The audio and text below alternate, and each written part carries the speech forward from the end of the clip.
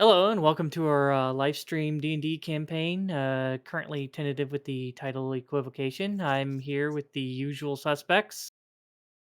Uh, Last time we left off, you guys rejoined back up together after your escapades of distracting and investigating a suspicious wagon. Decided to reconvene in your room after being double grounded and decided to start going through these journals and other objects that you found in the wagon. Learning details that, Dr. Jumal was a bandit previously 3 years ago. Found some like alchemical formulas and this cipher that you guys can't seem to, without using a whole lot of time. Yeah, Bandit the Doctor. And Doctor. Anyways, um, like I said, a ciphered journal that'll probably take you guys a good while to go through. As Rouge has been trying to figure it out, but like I said, with the amount of time that you were able to spend probably undistracted, probably got nowhere near the anything interesting. Uh, you guys deciding to take these objects back to the wagon to plant as incriminating evidence and trying to get the guards to go check that out using Spider Zuzu and uh, uh, Shinane or whatever you want to call it, Anae's owl familiar. Um, Set them loose outside the window as they go flying through the air, only to realize that the guards are already at the wagon. In which case, through some actions and thinking, you guys decide to plant the journals on the roof, kind of on the seal of this hatch door on top of the wagon.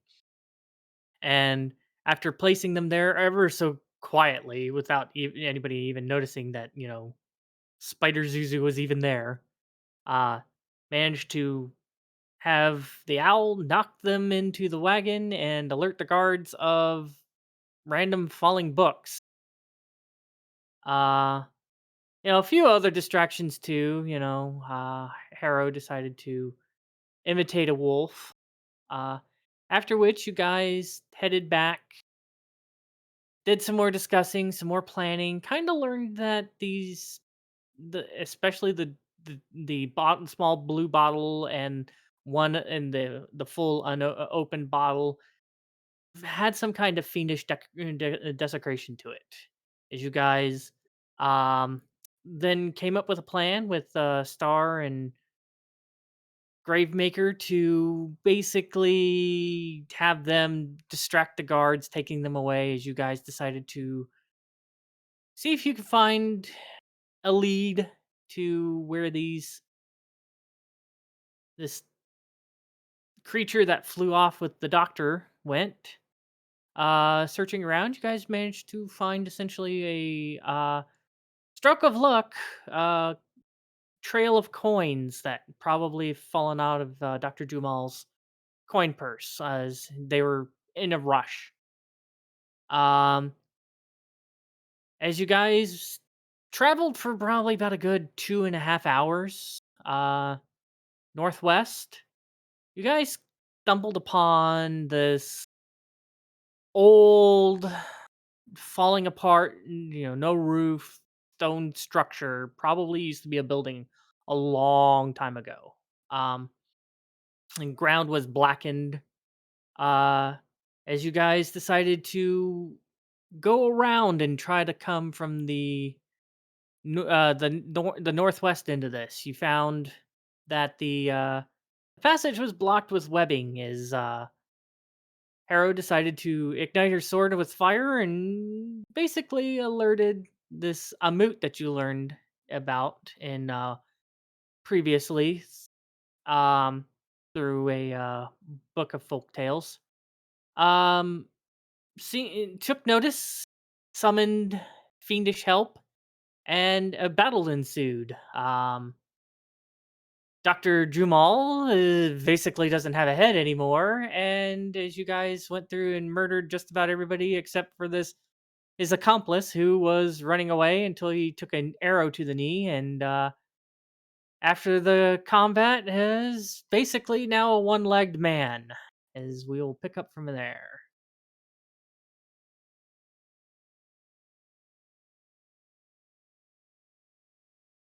So you guys are up there in that northeast corner. Ah, there we are. Okay. So, he's currently unconscious, very bloodied. I mean that arrow to the knee took a shit ton out of him. You know, cauterized the wound, spared the dying. Uh, yeah. I I spare him the dying man. Yeah, well, he's spared. Okay. Umi, like I said, I think took off the head of this one demon and or the devil and ripped it in half. Fiendish creature, whatever. Not quite sure what, you know. I hope she didn't rip the head in half because we were going to take it to present to the. No. She cut off the head, and then she ripped the rest of the body in half. Oh, One, okay. one of the horns broke off, didn't it? Yeah, it doesn't have a horn on it, and nobody picked that horn up. There's still Ane doesn't know this, but the rest of you guys do know that there's a horn somewhere. Hollow it out. Drink some meat out of it. Might be like some crafting material potentially. Ground succubus horn. Yeah. Me, are you going to pick up the horn? Yeah, I'll pick it up. Well, you'll have to remember and come back to that point as you guys have all, like I said, kind of gone up there to see what's going on with Ane and. I thought and the Umi one was figure. still. I thought Umi was still kind of desecrating that body. She while we moved her left. token. She moved her token up there. It wouldn't have taken long with the sword. This thing was thin. It'd be like a person just whack that took it off, and it was already started split because of the axe that she threw at it. So it didn't take too much more to just kind of just rip the rest of it in half. Good job, Umi, vivisecating her. Thank you. Mm-hmm. My mama said, "Do what you're good at." Yeah. Anyway. So, like I said, what do you guys want to do? Like I said, this one bandit guy without a leg is unconscious. I'd motion to Umi, could you please go get the other horn that fell off? I run to get the other horn. Yeah, that's all I'm saying, we were doing. All right. Easy enough to pick that up. Okay. We did it. We did it. Any arrows that you guys are picking up, now's the time to do so. I think there's an arrow and a bolt fired, but the bolt fired was from a magic crossbow. So I remember this guy specifically pulling the arrow out of his leg and breaking it. He didn't pull it out. He was crawling on the ground and it caught. Okay. And then it broke and snapped more of his leg, tore through his leg and snapped. So I'm not getting that arrow. Yeah. No. Yeah, I thought he pulled it out, broke it too. Yeah, that's what I thought. No, okay. he caught it on the ground crawling. By the way, you're down one arrow. Don't you wish you shot magical arrows? Ah.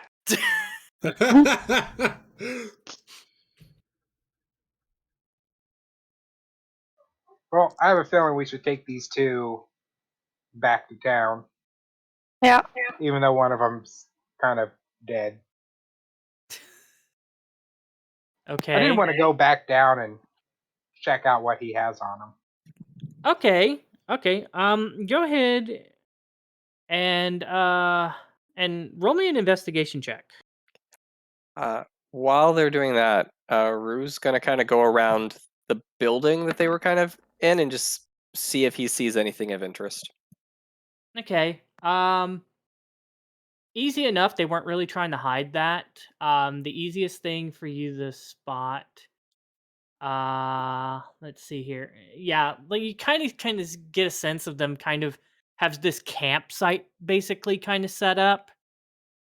Um, there is you kind of look, a couple bed rolls, some rations. It seems like a tinderbox kind of has this small like campfire ring set up.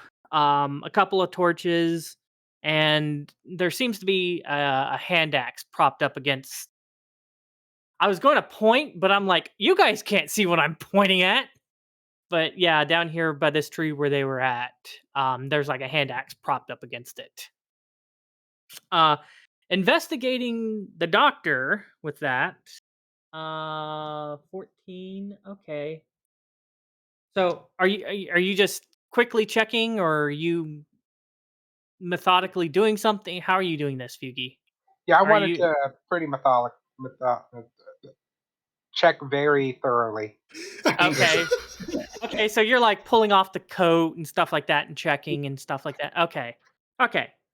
I'm just making sure. So the easiest things for you to find, his light crossbow and his scimitar. And, his scimitar is still in his hand.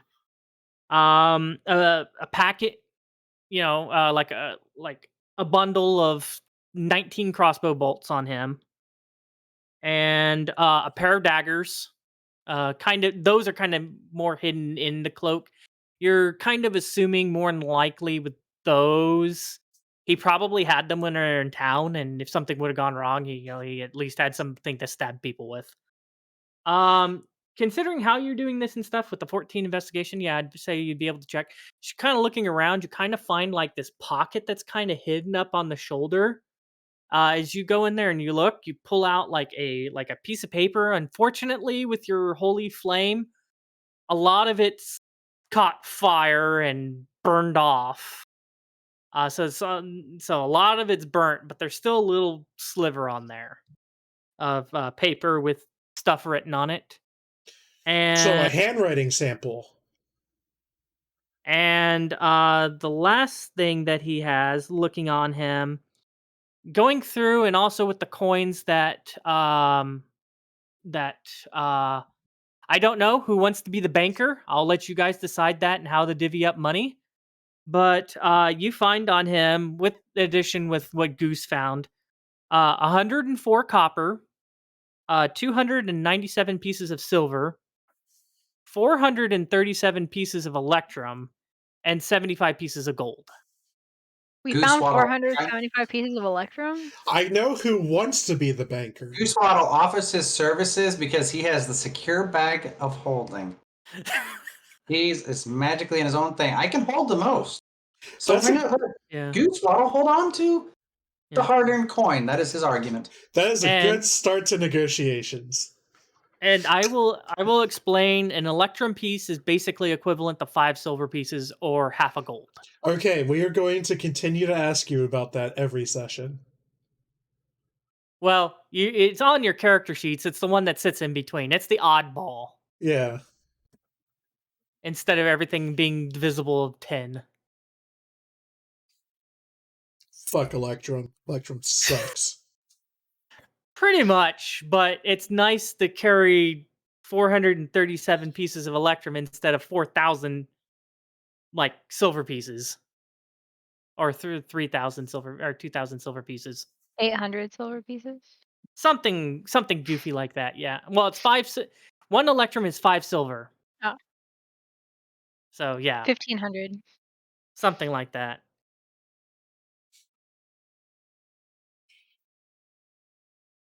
So Well, I'm leaving except for the burnt piece of paper. I'm leaving everything else on him because I don't want to really loot the body. It is a crime Just wanted to scene. know, yeah, crime scene. I don't want the guards to think we were, killed him and then looted him. okay, so you're leaving the money on him too. Yeah, I am.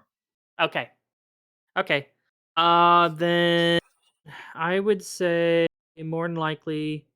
So if you're leaving the money on him, 5, 15.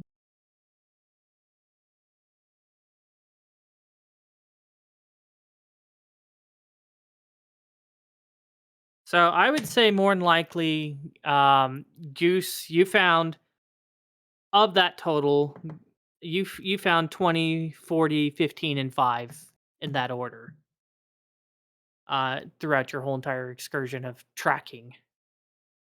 So that's from copper up to gold. Okay. Well, the burnt paper, I want to look at it. Do I see anything on it?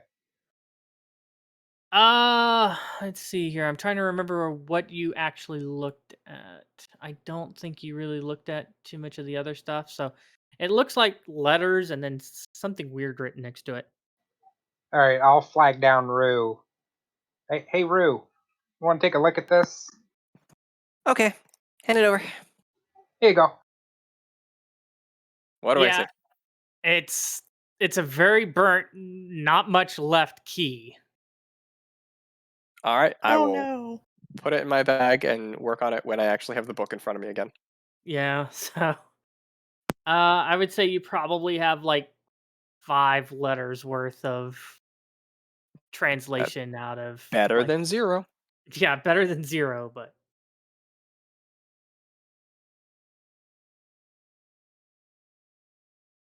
so probably help you speed things up a little bit, but you know. Anyways, all right. So let's see here. I would say probably the way that he had it tucked, that would be the furthest back. Let's see here. You probably have the translations for N, M, and X, Y, and Z.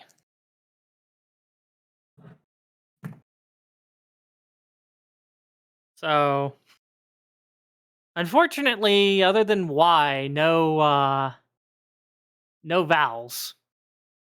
Those will cost you extra. Anyways, but yeah. And you're probably assuming looking through here, other than the money, you're assuming probably very much the same thing is probably on the other guy. 2 daggers, a scimitar, 19 crossbow bolts, and a light crossbow.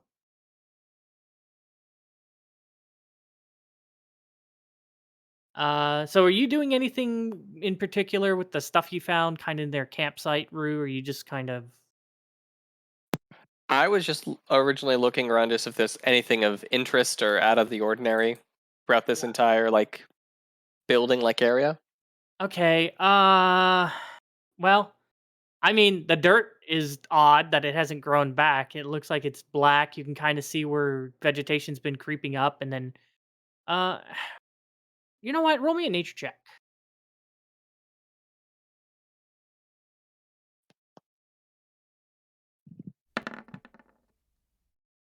13. Yeah, that's probably about good enough. You can kind of see that the plants seem to go so far before they start withering and dying before they get to this black dirt. Noticing that, I will try and scoop up some black dirt into one of my little containers. Okay. Pazuzu and Rue, can you both roll me wisdom saving throws, please?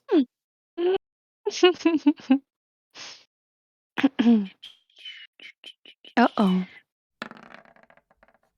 Oh, no. Oh no. Okay. Yeah. Seems like strange area. That's all you guys get out of this. No, I don't like that, Hesper. I don't like that at all. Well, I think you still have your whatchamacallit for your reroll. Or you got your lucky point. You could do that. Proficiency die. Yeah. Well, no, not the proficiency die. He has an inspiration and he also has a luck point still. Oh. Yeah, let's like that. Luck? Okay. Roll me another one. I still have my inspiration checked off. Can I just use that? If you have your inspiration, you want to reroll, yeah, go for it. Yeah, let's give it a shot. Oh, Okay. thank goodness. Okay, so going through and hoping that your luck pulls through, nothing. Rue, on the other hand, with your inspiration, you're like, going through, and you're like, I don't feel anything. Then you feel like a chill run up your spine, like something's not right. Like you feel like you shouldn't be here. Something is just terribly wrong with this whole area. Okay. I am going to walk up to Pazuzu, like, and kind of like put my hands on one of his shoulders, and be like, "Excuse me," and I'm just gonna start pushing him away from it. Okay. Hey, this place is pretty nice. I think we should just camp here. I currently disagree. Keep going. Keep going. Okay, I let him guide me away. Okay.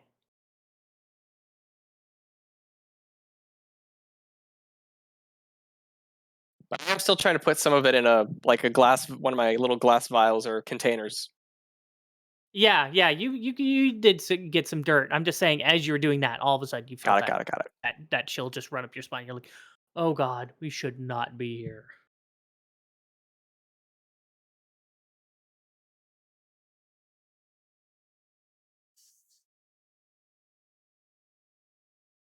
Alright. Yeah. While they've been doing this, what have the rest of you been doing? So which one of you is gonna carry Sleeping Beauty back to the castle? I can can- carry him. Oh, you're healing. Let me I'm carry fine. him. I'm fine. Alright, well, go ahead and carry him then. I pick him up. Okay. Yeah. You heft him up. It's a little awkward trying to hold on to him, with one leg and stuff. He just doesn't have as much to hold on down there. I heave him over my shoulder. Hoping that he doesn't wake up, since all you did was just pick him up. Are his hands still tied behind his back? He was never tied. Alright, let's address that. Anae, would you help me? I left my rope at the inn. Oh, I have some. So I will cut a small amount of rope. I would say a Okay. foot of rope is good. No, maybe half a foot. No, you're gonna 0.5. need like 3 feet of rope to tie his hands together. You think so? If Yes. you, Alright, 3 feet. I've never tied people's hands, so I apologize. Alright, so 3 feet of rope. just to make it easy, just make it 5 feet, because the visibles of 15 on or 5 I'll be on right your, back. Okay, on your foot would be a lot easier. Okay, so I'll go ahead and do that. And then tighten it. Have an A have a look at it real quick too to just double check we tightened it enough. Do I Okay. need to roll for that? rope tying, especially on an unconscious person, Should be pretty easy. is Open and not shut. hard. I vote, Yeah. I vote Pretty hog much. time. Just in case Hesper's up any tricks, hog time. So hog tie. He his has one ankle. leg. Huh? He has one leg. There's no point in hog tying a one-legged man. Don't give him any aspect. Hog tie is one leg behind his back with his 2 hands tied to it. Hog tie the sucker. I I think it'd be mean- hilarious if you guys tied him the duck. Went from like slicing someone up to lynching them now. No, hog tying's not lynching. That's No. just Well, he said to your tie head. it to. No, I'm Your saying you put koala. him on Duck's back and you tie him around Duck. No. You can lay there. What the heck? Okay, guys, I have a doctor. I'm a doctor. I have a 6 in medicine, okay? What you do is you just carry him by the ankles, slung over your back like this, okay? And the other leg won't bleed out because it'll be above his heart. So just carry him by his good leg. Have his hands tied behind his back. Well, Harrow did light her sword on fire and cauterize it, so the wound is burned closed. Yeah, it's closed. Yeah. I think hog tying, if he gets a little too sassy later, we might hog tie him. I think honestly he's got excessive. one leg. He's got been through one enough today. leg. Yeah, I think we'll be okay. Okay. I'm just saying, yeah, with the if you way want Hesper if you want to does if you want to roll a medicine check for me, Aster, you can on him. Oh baby. 19. You feel like he's probably going to be out for like 4+ hours at least. Okay. Yeah. Yeah, we'll just make sure his head isn't always like weighing down, with gravity, because we don't want the blood to pool in his head. I'm just waiting. I'm just waiting for Lonnie to be like, I'm done carrying him, and just drag him by his one good ankle to the Yeah. dirt. Just All right, so we've addressed that. What else is there? Anyone else doing? it's up to you guys if there's anything else that you guys want to take care of before Rue and Pazuzu come back. Goosewaddle is just sitting on Duck Duck, tinkering while ordering Goose just to follow our people. So he's just meandering, messing with his little objects. Okay.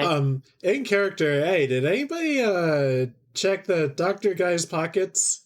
See if he had anything help. I'll go check his pockets. All right. I think Pazuzu went over there, but yeah, go for it. Yeah, I would say with tying him up and stuff like that, and you getting this kind of an idea and coming over, probably about the 30 minutes or so that they were going through this and stuff. You start heading over there. You probably get, let's say, give or take, roughly right around here before you notice Pazuzu kind of being forcefully guided by Rue out of the area for some odd reason. There's some kind of trouble? Everything's dead, right? Yeah, we're good. We got stuff from the guy. Oh. Yeah, he didn't really have anything worthwhile on him. We got a couple of letters out of the cipher keys, but that's about it. You mind if I take a better look? Sure, there's nothing weird in there. Go on. Rue is just going to, I guess, be aware if he sees Okay. any changes. Okay. I Okay. assume I eventually hear a jingle jangle of some spare change. Oh, that's easy enough. The pouch wasn't very well hidden. Yeah, that's what I'm here for. And even scrounging around and stuff like that, and with Pazuzu and stuff scrounging around, a couple of the more coins kind of fall out. So as you're searching him, you find the same things. A couple daggers kind of tucked in the belt, kind of towards the back. A scimitar in his hand, light crossbow in his back, 19 crossbow bolts. And then, like I said, a huge torn pouch that occasionally as you're searching him, you kind of, hear the coins kind of fall out. You just kind of like I said, I'm guessing you're mostly going through this pretty quickly. So Yeah, I take the pouch of coins and I pick up most of the other coins that dropped on the ground, and okay. I turn and tell the other ones, yeah, I didn't really see anything of note either. Okay. Okay. You know what? Since you're there and doing that and stuff like that, and it probably took you a little while, go ahead and roll me a wisdom save. Oh, okay, awesome.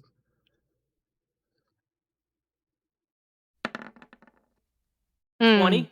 Yeah, as you're getting through this and stuff like that, partway through, as you're starting to gather the coins and picking them up out of the dirt and stuff like that, you feel this kind of chill just run up your spine, and you get that same sense of I shouldn't be here. Something's wrong.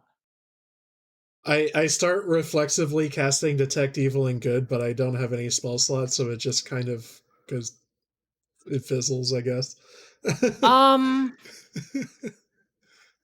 Roll me a religion check. If you could Ooh. religion. Okay. Oh 18. my. 18, good.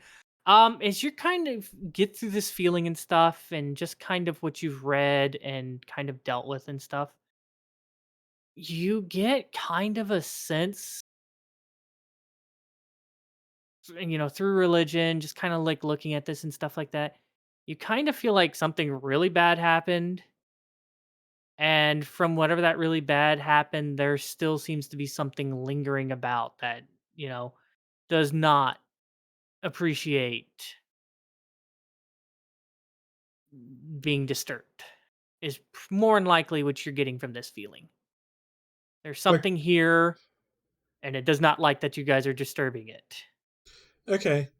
I will back away to where the grass is greener, and I will say something like, I will want to come back here after I've had some sleep.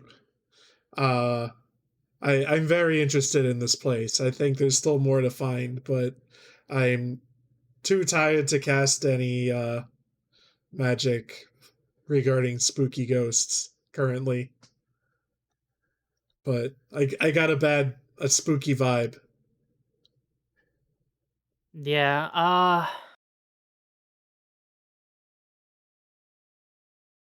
I'm just trying to think here with your religion check and stuff like that. Uh yeah, I would say probably with your religion check and stuff, I would probably say that you kind of get the feeling that corpses nearby this place is probably a very bad idea. Oh, okay. Um,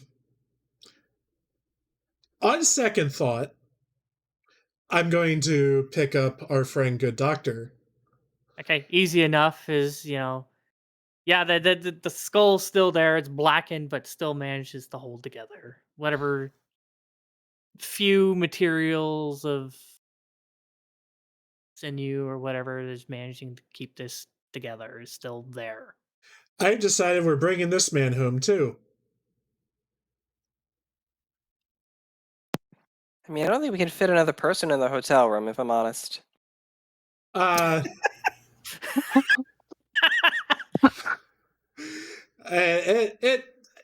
yeah, yeah, you're right. But we can at least give him a burial somewhere. Just not here. Does that work with you? Okay.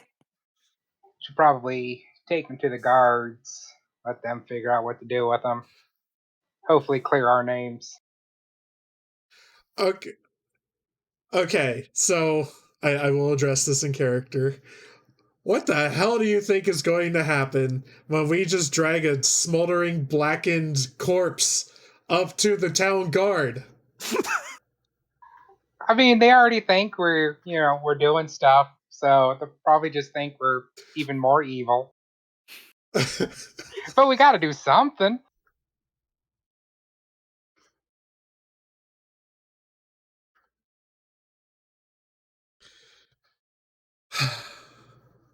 I really don't want to talk to any more guards in Hesper's campaign. Nope, Yeah. that's why I'm Goose. Goose would not talk to the guards at all.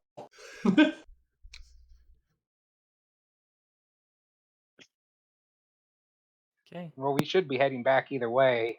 I don't know how long these guards are going to be distracted.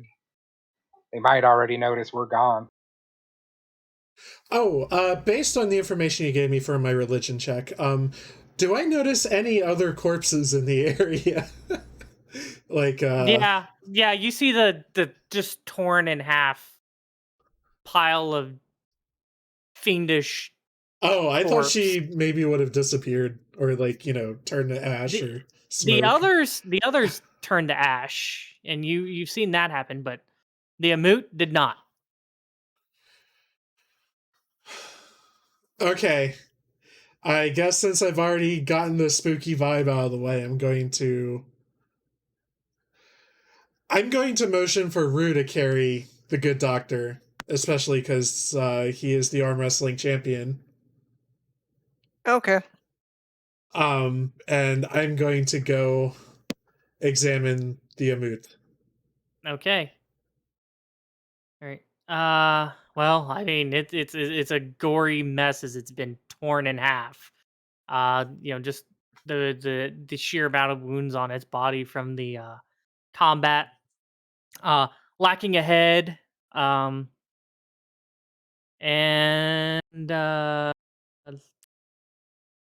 yeah, I mean, it wasn't wearing any clothes, so Yeah, I was gonna ask. yeah. Yeah, I would say when you went and investigated the campsite, you probably found the Rue, you probably found the cloak that it was wearing as well. So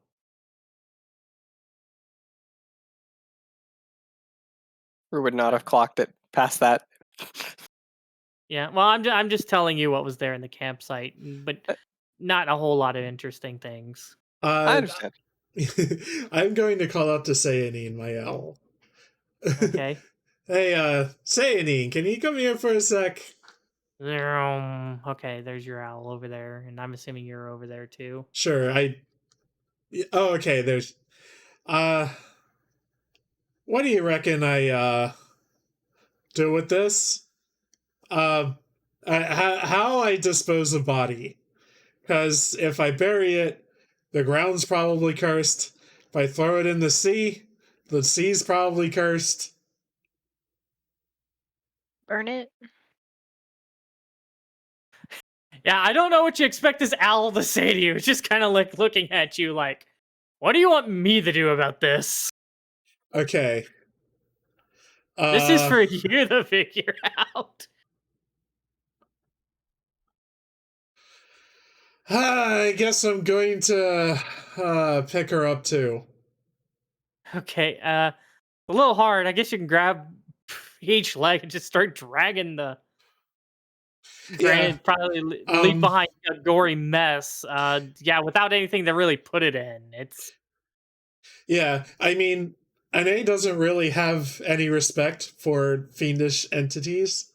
No. So that part doesn't bother him.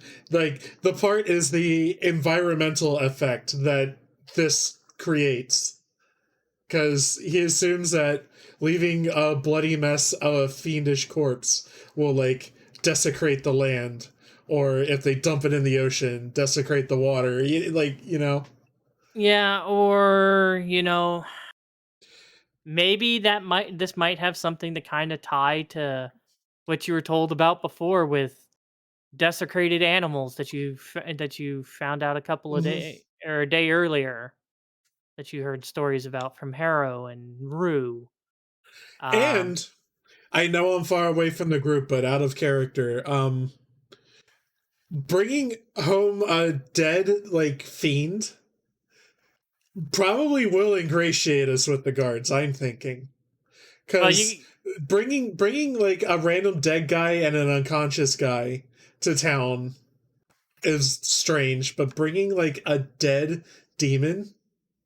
We're bringing the head. Yeah, we are bringing the head. Yeah, you guys already have the head. This thing's headless currently, no head, torn in half. Yeah, I say we burn the body. Okay. Well, I don't have fires, so one of you will have to... I can burn it, but y'all have to bring it to me. I drag it over laboriously to Harrowhawk. I mean, you could also signal your owl to bring me over, and I can assist you if you'd like. Okay, I do that. Okay. This is because I don't know what you're doing. Alright, I head over there. Al goes flying over to go get whoever's willing to pay attention to its attention. Okay, so I'm over here. So yeah, I would say at this point, if Pazuzu, Rue, if you two were paying attention, Freyja, Umi, whoever's paying attention, it's just getting whoever's attention to go where Ine went. Okay. I'm going. Anyone else going? Yeah, I'll I'm go going. for fun. Just to watch. Yeah. Follows. She killed me like 3 times, so I'm gonna enjoy this. Oh, that's true. Drag the corpse over there. I will carry the other dead body over there. Okay. Oh yeah. So- by the way, Bubba, I forgot to tell you, I kind of did the same thing that I did with Cados. So we can change your token to match when you're not on Duck Duck. Yeah, that would be nice because I don't know. Can I pull them? Can I pull them at the same time? Yeah. You right click. Well, okay. no, I'm saying if you're going to pull them both, you just left click, drag a box around them, and then move it. Okay, I got you. Okay, thanks. You good, Feugy? Yeah, my computer froze. Ooh. Okay. Alright, so we bring in the dead body over here. Yeah, which is currently being carried by Rue. So there's that. Okay, so we need to build a pyre. Let's gather who else is good with nature to look for burnable wood in the area. Probably not by the building. Yeah, I can help I'm search. good at nature too. You have a body on your back. Put him down first. I Oh. mean, I'm no good at nature, but I know what wood looks like. Alright, so let's say we'll put the pyre somewhere over here.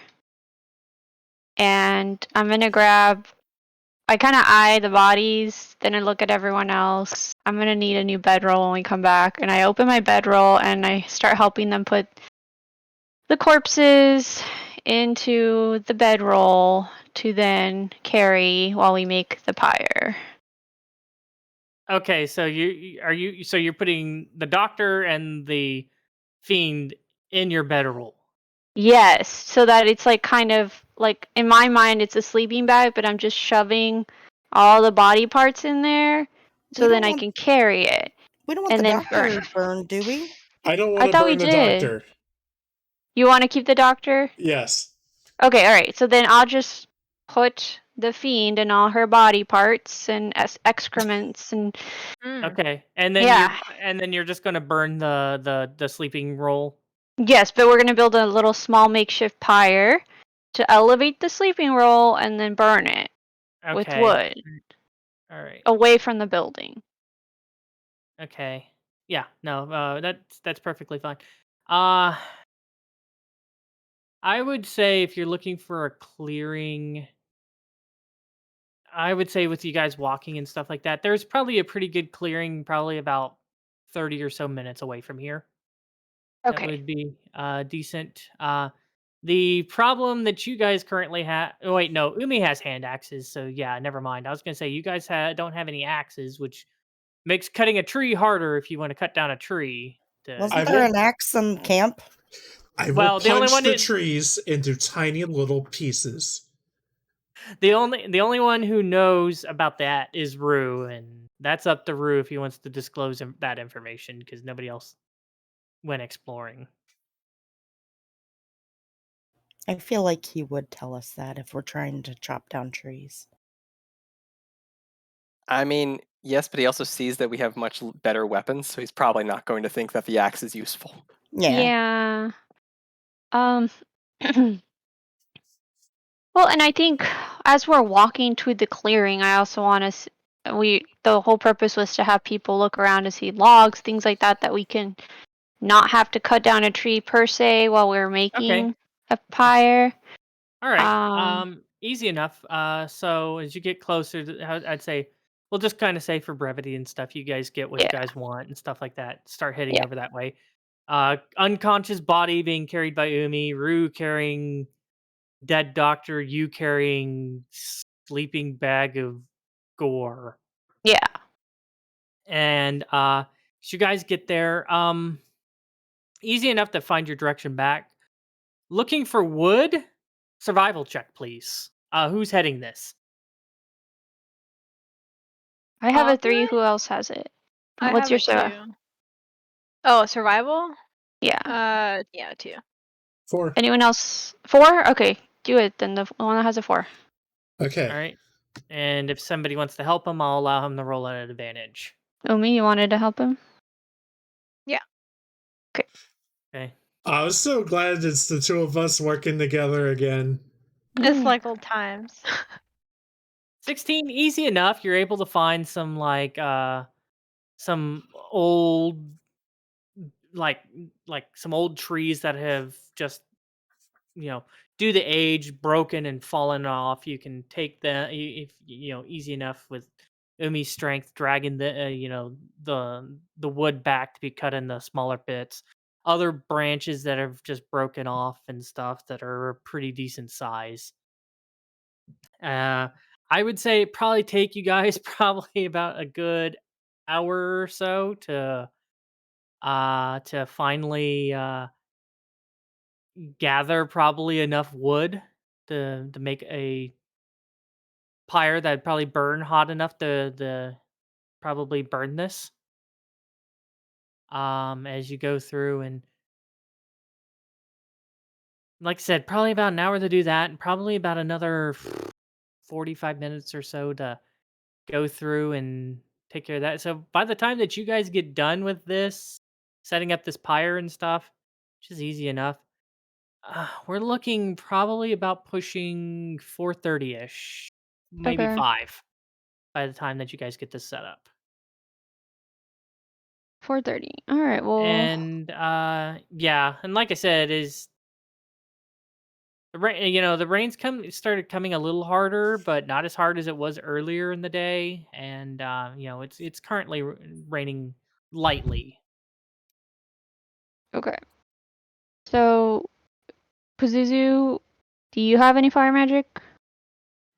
Yes, I can produce a flame. Okay, and then I'll produce a flame too with my sword. So we try to. Anyone else have fire magic that we try to ignite this fire ASAP? I can make I light do without not. fire. Me too. And then, Ane, do you have like a prayer or something that you can be chanting while we do this, so that this place, I don't know, I have no Does idea. not get cursed. Yeah, I feel like that's a Hesper question. Do I have a prayer that I can chant? So like as a role playing kind of thing. Yeah. do I have something that I believe will work? Yeah, I would say easy Okay. enough. Yes. Okay. Cool. I mean, you don't have a spell or anything like that, but it's kind of flavored as asking God the do shit for you, basically, Hmm. or Okay. or maybe your parole officer. Yeah, I'm like trying to include my owl in this in some way. Well, your owl's not your parole officer. Your owl's Yeah. just your surveillance camera. Oh, and I do want to preface, I poured oil over her body, her remains, to make sure it catches on fire. Okay, yeah, easy. Especially with the rain and stuff and it being Yeah. dry, it's going to take a while, but eventually you guys do start getting it to burn. To assist that, since you reminded me that there is rain, while they're getting that, then I will take mold earth to try and push the upper layer, which is going to be the dampest, and kind of shift it away from where we're currently designing the campsite, so they'll have drier ground. Okay, yeah, no, easy enough. I'm Yeah. just saying that the wood would also already be saturated is the Mhm. issue. Granted, I'm sure prestidigitation could probably dry it out. Yeah. So, it's a little bit of fighting the elements. I know somebody has prestidigitation. I just assuming at this point, just to speed this along a Speed it little up. bit. Yeah, drying out the wood with some prestidigitation, moving the earth out of the way and stuff like that will make it easier. But eventually, it does start. It starts catching on fire as you guys are sitting here watching. You watch as the bedroll, which by the way, delete bedroll, please, Cados. I did. I unchecked it to remind myself to buy another bedroll. Oh, okay. Yeah, so I unchecked it. Okay, yeah. So as the flames start looking higher and higher, it starts eating away at the bedroll. You notice this kind of corpse sitting here of this demon. You're noticing at first it's not really uh catching Mhm. on fire. Is Anae sitting here kind of chanting a prayer. Um Anae, I'm gonna say, as you're going through and chanting your prayer and stuff like that, you kind of feel ever so gently on your shoulder. You feel like a warm kind of, not fire hot, but like kind of comfort warm, Hmm. like something touch your shoulder for a brief moment as it passes. And you watch as the flames originally, the kind of orangey and stuff like that, all of a sudden kind of shift to like a blue and a kind of yellow. It's very interesting and awkward as you watch the flames change color. And as the flames change color, it seems like this fiendish entity who didn't really, didn't really burn starts burning. Okay. So an intriguing flame. Okay, got it. Alright. Yeah, I'd say yeah, so an A again. After that, and you watch Mhm. this flame kind of change colors and stuff like that, and you're just like, oh, geez, Christ, what did I do? You kind of hear, kind of sounds like a whisper to you. Mhm. You hear, you're doing good work. Keep on the right path. And as the warmth kind of fades from you. I think Anagus is very like quiet and solemn for a while as all this is going on. Like he doesn't like verbally react or anything like that, but he's probably his thoughts are probably racing. Okay. Yeah. So, and then he gets done chanting, and he seems like he's thinking of something. It's pretty easy to kind of read on his face. I don't think you're not really trying to hide it, are you?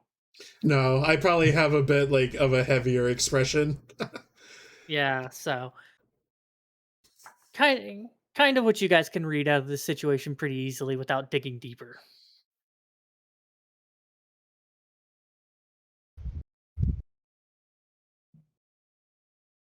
And like I said, when this flame kind of changes colors, it makes quick work of this fiendish body. Something that you're sitting here like this is going to take hours ends up only taking is after like the 20 minutes of getting the flame started and stuff like that, and then the flame changing color. It only takes like 10 minutes before there's just nothing left of the body. Okay. Except the head that we have on our. Yeah, except for the Okay. head that's Yeah. I guess slung over Umi's shoulder. So like one shoulder has the has the one-legged bandit, and the other shoulder has this demon head, and there's like a horn crammed in her sash belt. Mm-hmm.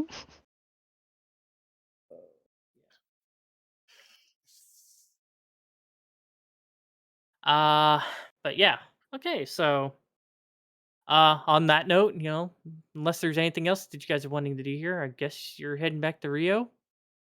Yeah. Yeah, I'm ready to get out of the rain. Okay.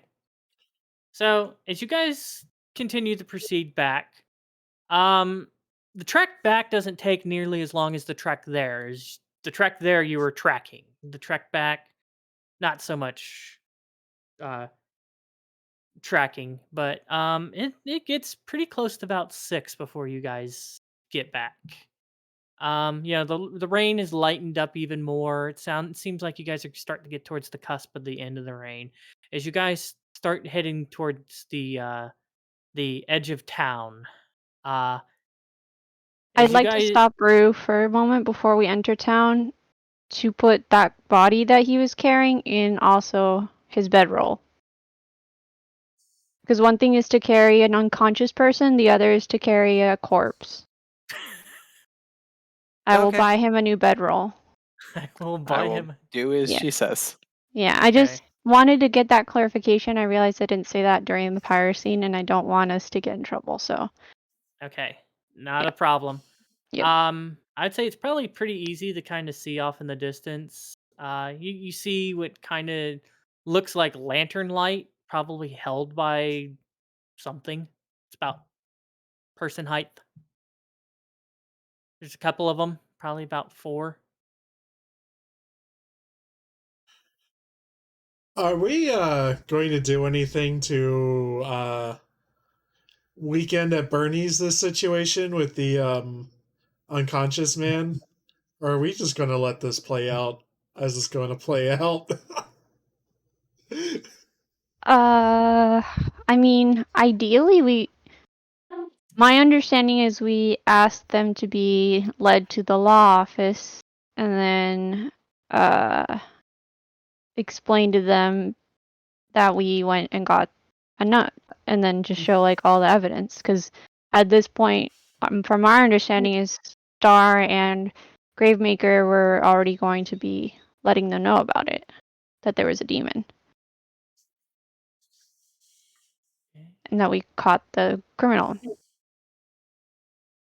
Yeah, we got all this evidence, right? Yeah.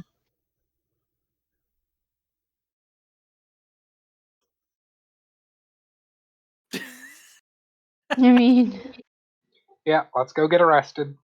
yeah. Okay. We already are double arrested. Yeah. I'll remind So you. we should cancel out. Double grounded. Well, we're working on a triple. That's how we get in a jail, right? Yeah. Well, see, that's the question. If being grounded is like advantage, then it doesn't matter how many more you get past one. It can't go any further. I mean, it's the guard's fault for being shorthanded. Well, I mean, you don't know the entire situation in this town, so As a character, I didn't know that Ane caused issues by announcing to everyone he wanted a job. So we are now. Nobody knows. That's Yeah. just something Aster remembered. So that could or could not, depending on things, play into possible situations. So Yeah. who knows? In any case, so I think what we should do is maybe say that in our window we saw that the Dr. Zul flew off from his carriage into the night, and we decided to pursue it. And we found the demon, and we found Dr. Zul, and he died. And then the bandit here is going to be the witness to confirm everything. Okay. Does everyone agree with that story? Yep. Okay. Yep. All right. We don't have to mention anything else about that. Okay. So as you guys start, I guess, heading towards these lights, kind of moving occasionally. Say if you guys aren't being sneaky, it's easy enough for them to eventually spot you in the distance. And you kind of hear halt, just kind of trying to get a better light on you and guys and stuff. Okay. He just kind of realizes, he's like, you seven. Right. You guys are in. I don't want to be in your shoes. Anyways, and he starts calling out. Finally found them! Need a couple of others to get them escorted down to the Lawmaster's Keep. Or we could just walk with you. We know the way. You really don't want to be in my shoes. They're very uncomfortable. I'm wearing Geta. And they're what? My shoes are very comfy, and looking at yours are very soggy. Yeah, they're very easy to kind of see. They're mud covered and everything. But yeah, it takes a little while, and eventually a couple of other Stadero show up, and it basically escorts you guys to the Lawmaster's Keep. Mm.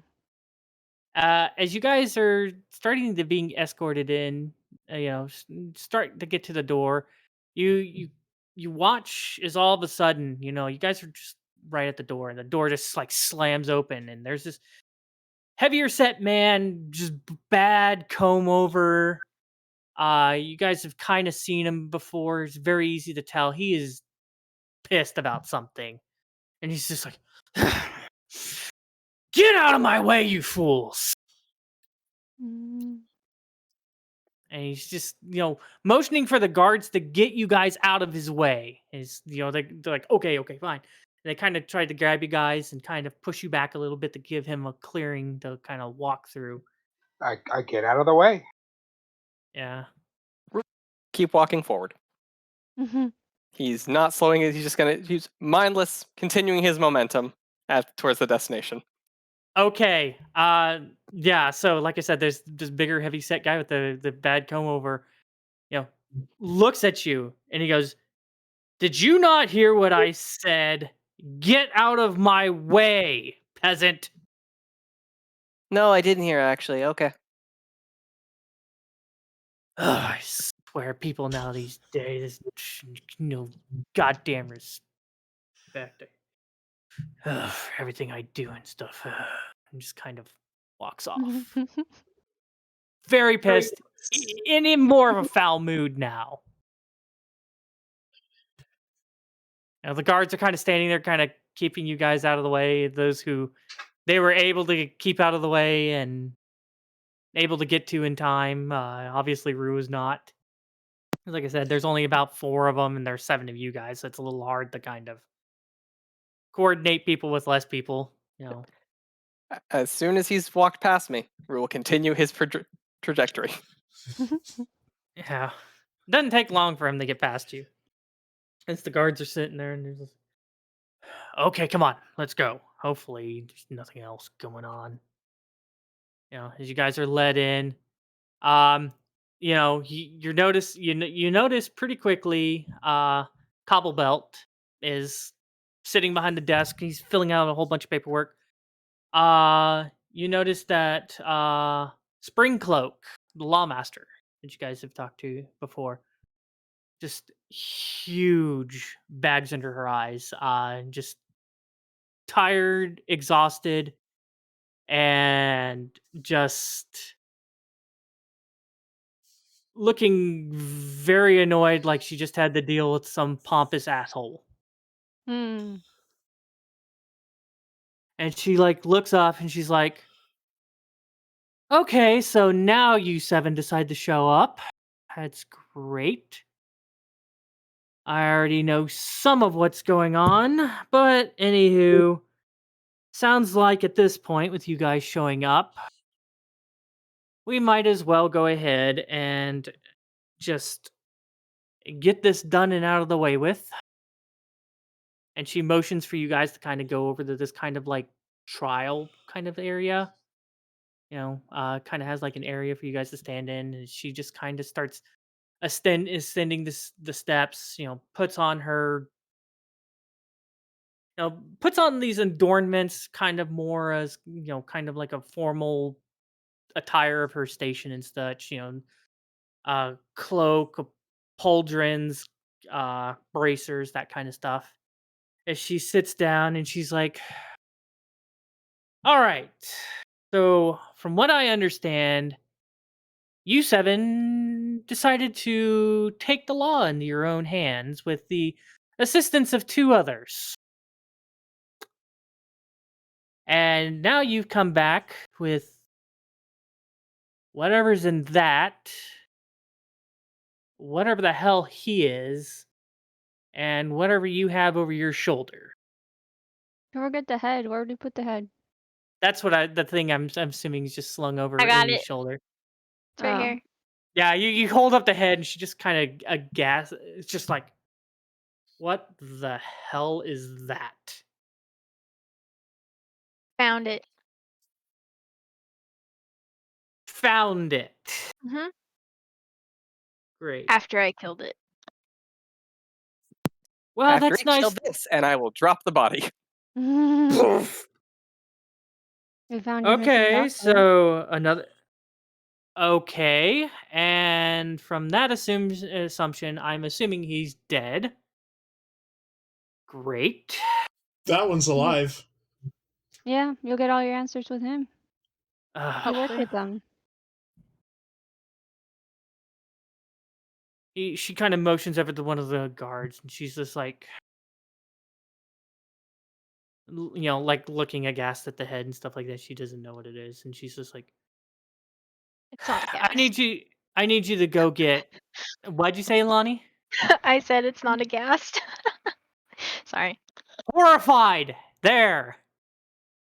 Appalled. I don't know.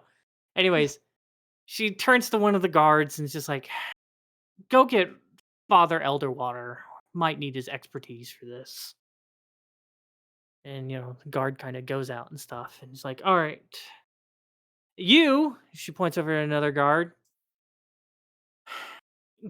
Go get the waking herbs. So, the other guard kind of goes off and seems to go off into another chamber and then comes back. Starts opening up this crate, starts getting these herbs and starts crushing them together as you kind of flop this one-legged man down on the ground. Kind of lifts him up enough and puts the herbs under his nose for a while. It's basically smelling salts as he just starts coughing and gasping. He's she's like, well, at least this one's not dead. So as I stated, you, Steven, went off and decided to go do your own vigilantism thing, came back with this dead body, and this random person, and that thing. So, heard that part of the story. And now you're saying that this man is an accomplice. And he's just kind of getting his senses and stuff like that. He turns around and kind of notices and looks around and stuff. And he looks towards her, and he's like,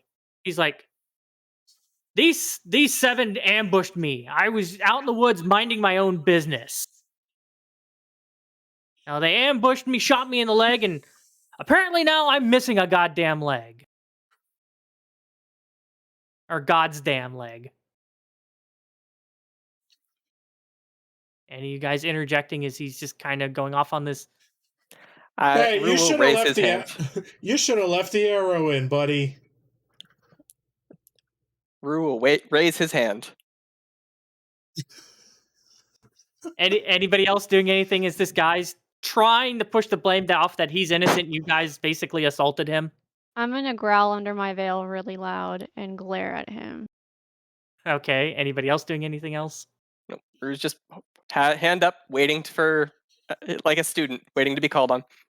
Goosewaddle's not even paying attention. He's tinkering. Yeah, I'm gonna let them all talk. Goose probably isn't allowed to tinker. Every time you're not paying attention, you probably get thwacked in the back of the head by a guard.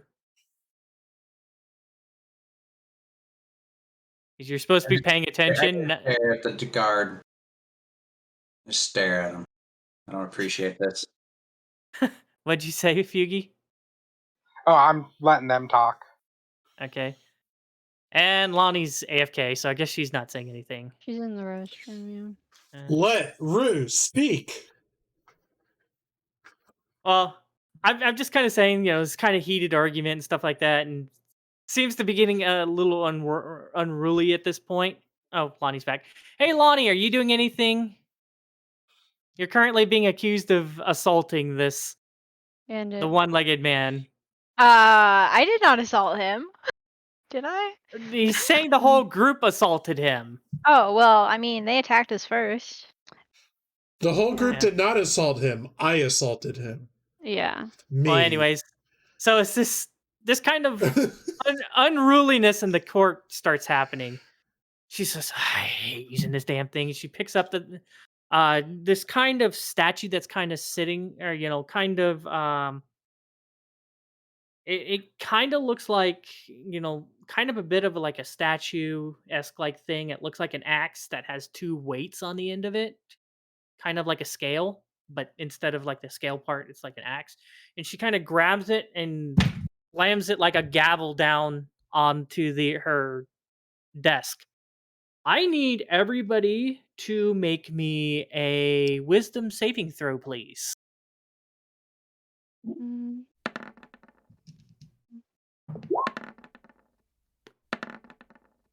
So do I have Duck there to be able to help me since Duck's there, I'm assuming? With the way things are, Duck would not be able to. It doesn't have to make a saving throw because of the way that this works. You have your proficiency die, Bubba. Or that doesn't only works for skills, not Skills. throws. Yeah, skills. You have your inspiration? He doesn't. No, you He don't have hasn't. inspiration. He hasn't gotten an inspiration. Oh. I'm not very Okay. inspired. Okay. So, Pazuzu and Harrow, you two are the only 2 who are not affected by this. So she's slamming this down. She's like, I will have order in my court. The rest of you will sit here. You will be quiet unless you're being asked a question. And as that's happening, the rest of you who failed, except for the one-legged man, because he really can't be standing, so he's just kind of still sitting there on the ground, just shuts up all of a sudden. I guess Harrow's still growling. And yeah, a little bit. And she knows it didn't affect you 2, but she knows it affected the rest of you guys. And the rest of you guys just all of a sudden just go, sit down, shut up. There is nothing coming out of your mouth. You try, but it is nothing is coming out of your mouth. And you have a strange urge that when you do speak, you must speak the truth. Those that failed. Those who failed. Okay. Noticing that fact, Rue will put his hand down. Okay. So, yeah. Well, she told you to sit down and be quiet unless you're answering questions. So, yeah, your hand would have gone down any you. But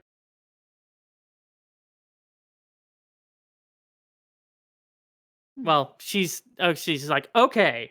So, let's see here. You, the one in the weird blue cloak. So, this man said that was assaulted by you guys. You said you assaulted him. What's going on here?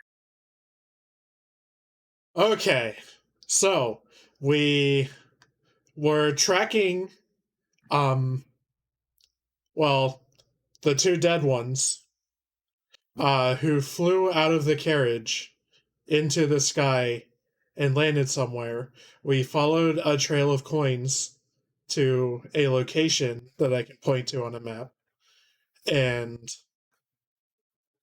from there, we saw this fiendish creature, this false doctor, and the person I assaulted, who I at least assumed was part of this group of people under some kind of affiliation.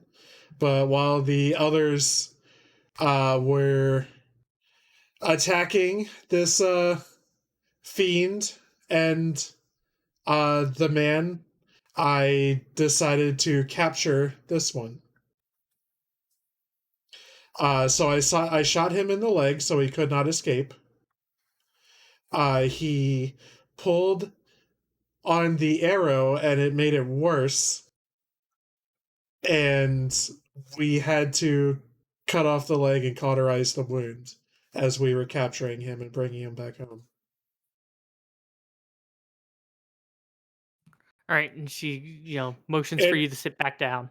Inaccuracies are not intended. I'm intending to tell the truth. So yeah. Anything that you say that's contradictory to actually what it is, I'm correcting it in my mind. Okay. Yeah. Because I know you're kind of bad about that. Okay. So she looks over the rest of you. Okay. You, the giant cat. Hi, yeah. What's up? Well, you're under the effect, so you don't talk until she actually gives you a question. So, anyways, how do you know that this man even left his caravan? And how did how did you even know that there was a fiend with him, apparently? We saw them leave.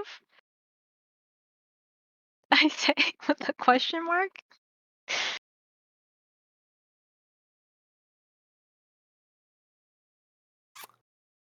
Right? I guess I shouldn't have asked you any questions.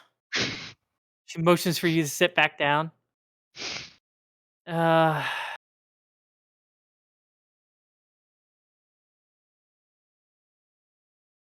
She points over at, towards Rue, you in the white clothes.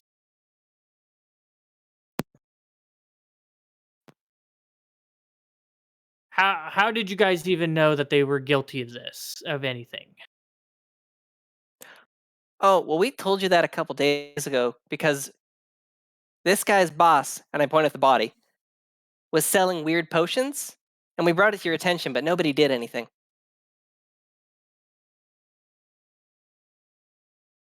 Okay. Okay. Any other evidence that you like to bring forwards of his crimes or anything like that?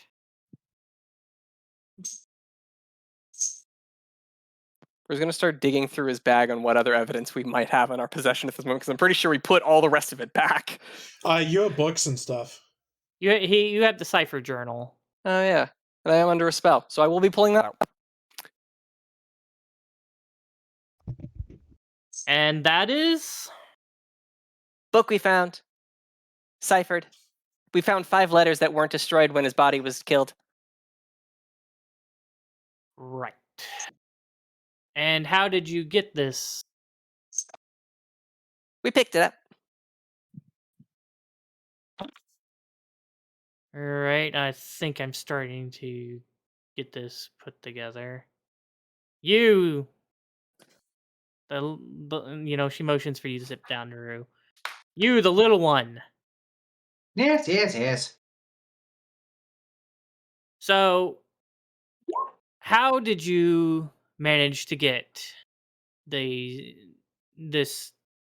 journal that he has? That apparently. Did you not listen to them? Did you not listen to anything they said? They already told you, please don't waste my time on this.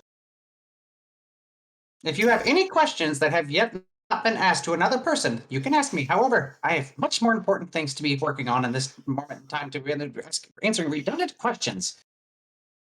They already said it. I'm not Bubba, lying. under this spell, you're supposed to tell the truth. You're supposed to tell the truth. that you don't actually have anything more important than this going on in your life right now. In my mind, I don't. So and I didn't lie on that question, that answer either. Goose, you take 1 point of damage as one of the guards backhands you and tells you that he goes, "Stop disrespecting the lawmaster and answer a question." One demerit. He is very confused. He is now actually very confused. He's smart. He doesn't have common sense. I answered the question. They answered the question. Sit down. She uses the command. Sit down and shut up. I'm sorry I even asked you anything. Oh, the nerve of people. You can't talk anymore.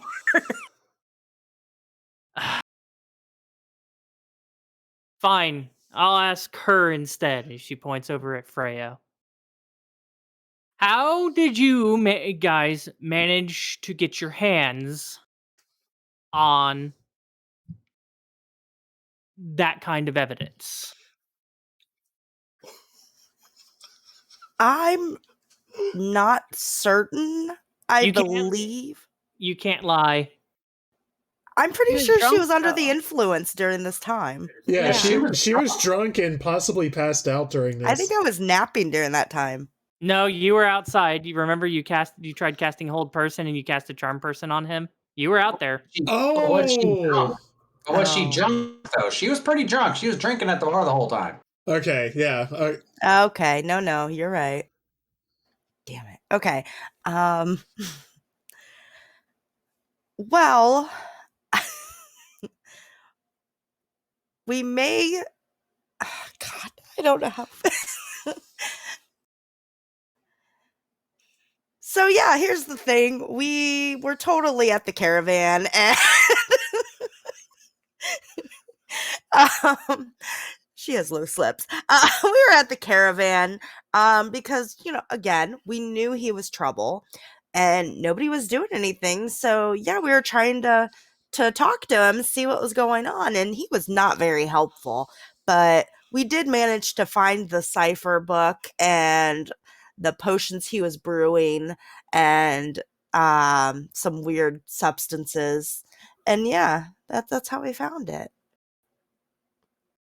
Since I'm not under the spell, can I add to that and say during that trip is where we saw the creature fly up in the sky from the carriage? Okay, I was looking out the window. Yeah, that story could use that little bit of connective tissue. Actually, yeah. Yeah. And Freyja, knowing, I imagine we know we can only tell the truth, correct? Like, yeah, all of you who failed feel compelled that if you speak anything, it must be truthful. Okay, so knowing she knows that, I'm going to say yes. We saw them fly out from the caravan and off as Ane described, where the coins, the trail of coins where we followed them. This is the truth. I am done. And Goosewaddle goes, I followed the coins. Goose, you Goose can can't Goosewaddle speak. can't say anything. Oh, I'm muted. Never mind. Okay. You're compelled to only answer when you're being directly asked questions. So He excitedly, at the motion of coins, he is raising his hands and going like this. she looks over at you and she's sit back down. I'm not talking to you anymore. He's very sad as he sits down. Very sad. Anyways, so all right. So yeah. So continuing with the question to you. So you would say that you entered without permission, essentially, of this, as she points down at the dead man's, is Dr. Jumal, as she points down towards him, of his caravan and took items out of it. Well, you see, I did charm him to make sure to like get the truth out of him, sort of like what you've done to us here. To try to get some information out of him, because again, we highly suspected he was the one that has been turning everybody into zombies. And again, he was not very forthcoming with this information. And not only that, but we heard something else inside, and we were pretty sure there was somebody or something inside, and he said that he was alone. So yeah, we had to investigate that. And we felt that this investigation was not going anywhere, and we thought we would help you out, not for glory, but because we did not want anybody else turning to zombies and dying. Okay. At that point, she goes ahead and motions for you to sit down. And at that point, and basically about this point, finally, Dr. Elderwater comes in. Not Dr. Father Elderwater comes in at this point. And he's like, I believe my services were requested, and she's in, Lawmaster, Springcloak is like, yes, we might have need of your expertise. Have you ever seen or read anything about, well, that, if she kind of points kind of like on this like evidence table or something like that, this just head that's just like, just dead and lolling, and Oh. he's just like, I can tell it's a fiend. That's about it. Her name is a moot. The lawmaster kind of looks over you and she's like, okay, well, I guess this a moot person. So you have no earthly idea what this is. And he's like, no, I've never seen anything that's supposed to look like that. And Lawmaster turns towards you, and the rest of you who are under this effect, she kind of looks at you guys and goes, well, apparently you guys know what this is, so does anybody care to clue me in on what this is? If you do, raise your hand. Cozy, don't you know about Freyja? Didn't you have a book on the folklore in this area of a moot? Yes. I say out loud. Yes, Freyja raises her hand. Okay. She motions for one of the guards to go over towards you, and she's like, well, do you mind handing this over so we can take a look at this? And Well, can I answer? Like, yeah, you kind of feel like you can talk. okay. Will I get it back after?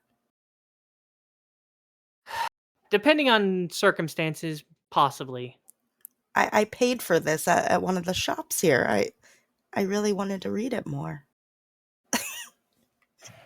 All right. Well, she'll keep that under mind. She reluctantly hands it to one of the guards. Okay, and he walks over there. At this part, Father Elderwater's towards the bottom of this kind of like judge stand, and both Elderwater and Springcloak seem to be looking over this. trying to find because nobody told him what page to look for. I don't know what page it is. Freyja knows. Would I don't know, obviously. Does it not have I an don't think- index?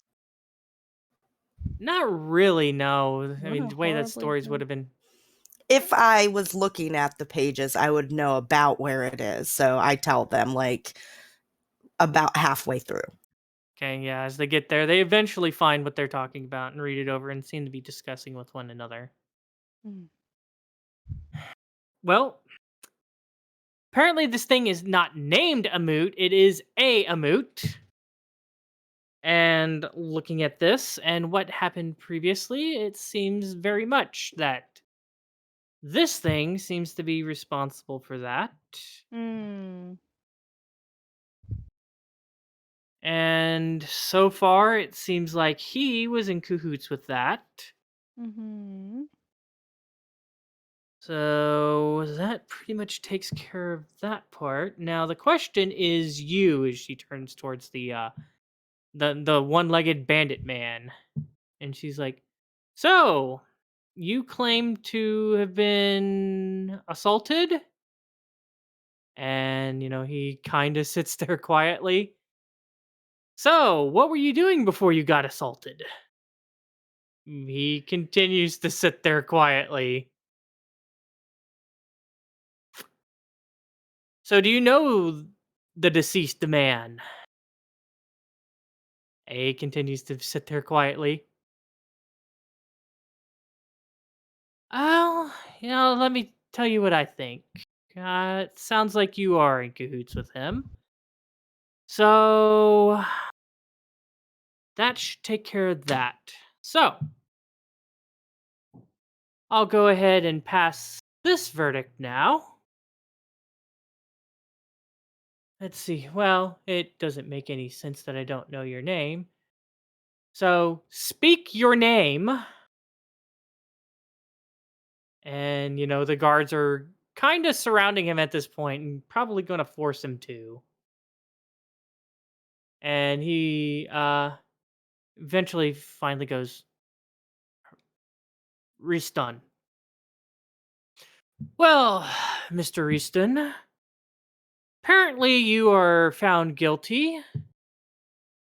And since your accomplice cannot pay, seems like you will be. And considering that there doesn't seem to be anything on your person worth of value to pay for this, you are sentenced to be imprisoned under labor to pay the fine of 10,000 gold pieces Oof. at a weekly salary of 5 silver pieces. Double oof. Mm. It is a fuck ton of weeks. It is almost a lifetime of servitude.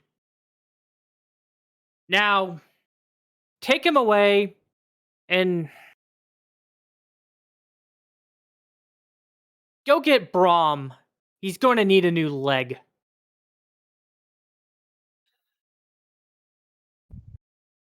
As for the rest of you, it seems like I should be going ahead and, unless there's some other issues that need to be addressed, at this point, you kind of watch Cobblebelt kind of turn and, he's kind of been eyeing you guys at this point until this point. And, he gets up, starts walking towards you guys, and he's like, I have an issue. And he walks up next to Goosewaddle. I have an issue with this. This here is a racist mockery of my people. She looks over at you, Goosewaddle, and she goes, anything to say for yourself? Goosewaddle looks up and goes, "What? How is I racist?" He's very confused. Roll me a persuasion check.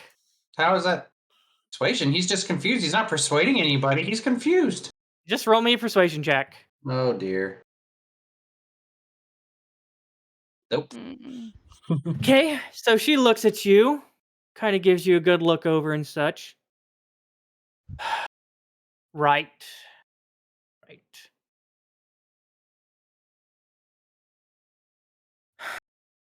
All right, so who's responsible for him? Ma'am, can I have a private word with you? As you kind of say that, she's like, okay, so it must be you. And she kind of turns towards where the guards are and stuff like that. And she goes, Liao, do you mind taking him? As she kind of points towards, Goosewaddle. Do you mind taking? You're good with special cases. Go take him and keep him busy for a little while. And she's like, Liao's like, oh yeah, I can definitely do that. Come with me, little guy. Goosewaddle looks and goes, "Who are you calling Lil? Why? Why are you so the injustice?" Oh, it's okay. You're a special little guy. Now let's go. And he looks at him and goes, "It's about time you recognize how special I am. After all, I am the great Professor Goosewaddle." And he happily comes along. I'm sure you are. Anyways, as you do that, she's like, all right, fine. So, and at this point, you kind of get a sense as you're kind of looking over a copper belt. Copper belt. And I believe it's copper belt. Let me see here. You've said cobble belt before. Yeah, it is cobble belt. Sorry. Yeah, it is cobble belt. I messed up. You kind of get a look over at cobble belt, like he's just like, I see. And he starts walking back over to his desk, and she points at you, Pazuzu. You mind following him? I'm going to give the rest of your group their verdict. Can do. And I walk over with him. Okay. So as the rest of you guys are, she's like, all right, so as long as we don't have any other issues. So I find you guys guilty of vigilantism and disrespecting the authority of the Stadero. But at the same time, I do recognize that you guys were able to manage to avert possible worse harm. Because of this, I sentence you guys, all of you, including the special case, and him as she points over to the Pazuzu. Your sentence is, don't ever let me catch you in here again in trouble.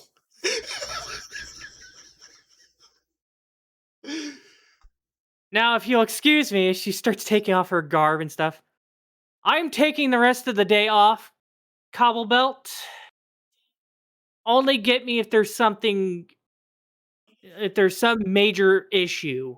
I'm taking the rest of the day off. I might take tomorrow off to recuperate from all this. She's she doing kinda- that. Can I pull out my sealed bottle of whiskey and offer it to her? Yeah, it's rum, not whiskey. But yeah, Whatever. she Whatever kind of does. alcoholic beverage that is. She kind of does that and kind of slams the thing down, kind of as a gavel. The rest of you feel the spell dissipate. She turns towards you and she's like, "You got the right idea, but I got my own stuff." And she is going to, head back to the back, probably get undressed in the normal clothes and leave, unless somebody stops her. Does this mean we're not under double tavern arrest anymore? No, you guys are not under tavern arrest anymore. Bro, she's actually gonna arrest us if you keep asking questions. Or- I did want to just bring up the reimbursement for house arrest. Yeah. Oh, yeah. It's already been taken care of. Okay. And All right, I'm off to get another drink. would you like us to leave the head here so that you can present it to that obnoxious fellow who walked out angrily? Oh, you mean Pataris Pigoza? I don't recall him being important enough for me to remember his name. He was very rude. Yes. Yes. He's essentially what you would call a he's not an elective official. He's more of a placed official by the Plutaro Syndicate. Well, You can kind of think of it as their kind of placement of who they feel should be mayor of our little town. okay. Well, just to Condolences. save face, if you'd like additional assistance, you could let them know you hired us to finish the job based on the leads you found. Just an FYI, and we leave his head here. You know. Yeah, I'm assuming you're leaving the corpse and you're leaving the head here. Mm-hmm. As evidence, because she, in theory, did hire us initially for the wolves, and I'm sure she can tie the rest of the evidence up and still not seem like it's forged. Yeah, so yeah, she's like, I guess I won't be taking tomorrow off because it seems like I have a lot more work than I need to do. So, but I am Take taking the rest of the day off. Yeah. What little there is left, because it Mhm. is like probably pushing 6:45 at this point. Yep. Right. Meanwhile, as this was going on and the verdict was being handed out, Goosewaddle, I will explain what's happening to you. Oh You've no. been taken to the back, kind of placed on a little stool, and you have essentially been being read to tales and fables and such. You were essentially getting story time. Okay, the question is, what did they say prior to reading me the stories to have me sit there? I need to know for my role play. She's just like, I got a special little guy like you. I got a special little treat and a special little place for you to sit. Oh, a special little treat. What would this be? What would this be? She like holds up the story. You're going to get story time. Stories on what? You said a special guy, special treat. Is this? Well, if I tell you now, you won't find out later, and it won't be as special now, will it? My question is, do I need to pay attention? Is this important details in pertaining to what we are doing here? No, but you probably find it entertaining if you pay attention. If you don't, well, I mean, you might miss out on something interesting. Something interesting? Does this have to deal with any sort of significance of shiny thing? Oh, there could possibly be some tales of Do treasure in tell, here. do tell. Go on, go on, go on. And he gets out a little piece of notepaper, and he's just ready. He's ready. So you're writing down these Yep, he's taking notes. these notes on these stories and stuff as you're being told stories and fables and stuff. Pazuzu, meanwhile, you are presented with paperwork. And Cobblebelt's like, all right, so I need you to sign here to essentially denote that, as you put it, Professor Goosewaddle is not of mental soundness to take care of himself, and you have essentially claimed patronage over him to basically take responsibility of keeping him in order, and any issues or fines or anything like that is essentially placed upon you due to him and his mental state not all being there of taking care of himself. I about argue that I don't want to sign anything, legally binding, all that. But then I think, it's like, no, Father told me to take care of him, and I guess this is part of that responsibility. So, yeah, here we go. And Yep. I start signing your life away. So, as you're signing all this paperwork and stuff, eventually Goosewaddle's brought back out. As the time as you guys are getting done, and the Spring Cloak has let you guys go. At this point, Cobblebelt's like, okay, and he kind of hops down. He has something in his hands, and he walks over and he goes, okay, I need you to put out your arm. Is he standing right in front of you, Goosewaddle?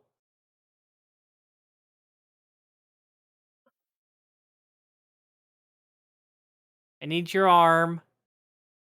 Why? Because we got to put something special on you. What would be special? What have I done to denote such treatment? Oh, you're just a special little guy now. I just need to see your arm. Question. When he Uh-huh. was going through those stories, at any point in time did Goosewaddle feel that any of it was actually at that point misleading? Roll That he felt like me, his time was wasted and it wasn't actually what he thought. roll me an insight check.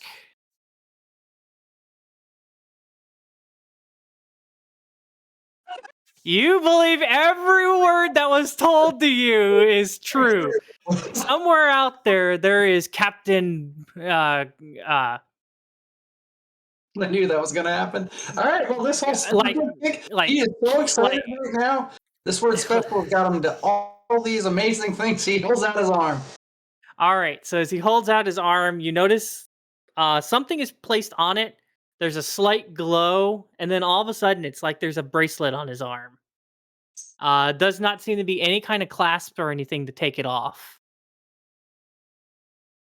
And after that, Cobblebelt turns towards you, Pazuzu, and he's like, all right, well, since you are now responsible for this, word of advice, keep him away from sharp objects. The last person that we had get this tried to cut his hand off.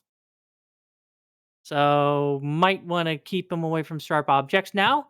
And the second bit of business is you have 3 days to correct this. What does this little bracelet do? Oh, and he kind of holds up his, Goosewaddle's arm and kind of shows you, and written on it, it says, by decree of Watchmaster Ebram, sorry, not by law, by decree of Lawmaster Friend Springcloak, the following Professor Goosewaddle is not of sound mental mind to take care of himself, therefore is under the patronage of Pazuzu. Any issues that the wearer of this bracelet may cause, please bring up with the patronage, the patron. It's basically a medical please consult this person bracelet. Hesper, I'm slightly offended. Goosewaddle's been maybe mouthy, but he has actually not done anything that he's been caught. He may be mouthy, but he hasn't actually done anything. Well, This is rude. with your persuasion check and such, you were deemed mentally ill fit to take care of yourself. Your crime is apparently you've been walking around in gnome face. Pretty much, and weird clothes. And riding a robot. Yeah, I hate this town. This town sucks. But you got that awesome story about the pirate Captain Scarbeard. And you have a shiny new bracelet, and they just gave it to you. Mm-hmm. He'll be investigating this bracelet over time. He'll put 2 and 2 together eventually. Just not with that role. Also, we got our next thrust of the plot. We got to get Goosewaddle a new outfit. Or just leave town before 3 days. I guess so. But anyways, so at this point, you guys are released from the Lawmaster's Keep. It's probably pushing 7 o'clock. Oh, we didn't ask about this, but boy, I hope Star and Gravemaker are okay. We forgot to ask about that. I mean, you're outside the Lawmaster's Keep. You can go and ask. I before we left though, I did ask if I could get my book back. Oh, yeah, you get your book. Not a problem. Okay. Freyja wants to head to the tavern. She needs herself a pint. Okay. So heading back to the tavern then, I take it? Yep. Yeah, I think a good meal, a good drink, and a good sleep. Yeah. Okay. Well, Also, good make sure meal, good Star and drink. Gravemaker are okay. Are we gonna ask about that before we head to the Yeah. tavern? Okay, so turn back around. You head in, Harrow. So what are you saying? As Cobblebelt seems to be sitting there writing paperwork and getting ready to probably process and send the letters of mental illness to wherever they need to go. The conservatorship? Yeah. I wanted to lean over and ask him about our two friends, Star and Gravemaker. They came for our sake to. Oh, you mean the white or not white, gray furred cat lady and the big hulking gray guy? Yeah. Oh, yeah, that was definitely interesting. She had to do the same thing that she did to you guys. So Um, they're. How are they? I mean, they got fined for a bar brawl. But that's it. The other charges have been dropped. They're free to go. There was nothing else other than getting into a bar brawl. Okay. All right. Thank you. Just wanted to check in on that. Just wondering. Just wondering what happened. Yeah. That sounds like Gravemaker. And then I get the dog out of my room. Yeah, okay. I'll relay that to everyone else as we head towards the tavern, as we leave the lawmaker's office. Question: did they relieve me of that book, or with a cipher, or did they let me keep it? I would say they probably looked at it, had no earthly idea what was going on. Didn't have anything else to lead to it. Didn't really have any other reason to keep it as evidence. Okay. So. Then I will. I just wanted. Would you like it back?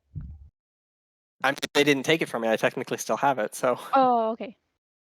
All right. Sounds good. All right. So as you make your way back to the Rainy Drum Tavern. I'm sorry. One more thing. Did Freyja get her book back? Right? Yeah. Yes. Yeah. Yes. Okay. All right. Sorry. Carry on.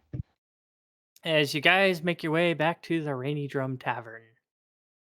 On your way back, I would say, as you're walking through town and such, you're kind of like before where you've kind of seen merchant carts parked before and stuff. They're gone now. Looks like they've probably been gone for a while. Eventually, when you get up towards the Rainy Drum Tavern, a little ways off in the distance, kind of off to the side of the road. Well, first thing is you don't notice Dr. Jumal's miracle elixir wagon anywhere. It's gone. And further down, you notice another wagon, but this wagon has been flipped on its side. Is that our wagon? You guys don't have a wagon. Oh, I thought we did. No wagon this campaign. At least not yet. I think you three rode in someone else's wagon to get here as part right, of episode 0. Right. And I yeah. think that's what you're thinking of. You guys had a little bit to deal with the wagon, but nothing. You guys came in. Everybody pretty much came in on foot. Okay. Freyja sighs. She really wants some rum, but she kind of wants to see what's up with this turned over wagon. Okay. So is everybody going, or is it just Freyja? I'll check it out. Let's check Okay. it out. Check it out. Okay. Check it out. Okay, so as you guys start walking up to this and such, this wagon, um, you notice, like I said, it's turned over on its side. Little worse for wear, probably from whatever happened to it. Um, it's easy enough to kind of see like where the horses would be attached with the leather and stuff has been broken. And without investigating it more, it's an overturned wagon at this point. Freyja's gonna investigate. Are there any passers-by? Is there guard activity? Anything? Like, are people like pretty casual about this, or? It doesn't really seem like it's drawing attention. Whatever happened here probably happened quite a while back, and it's already, I guess, been resolved. So it doesn't really seem like much is being going on. Okay, an 11. Give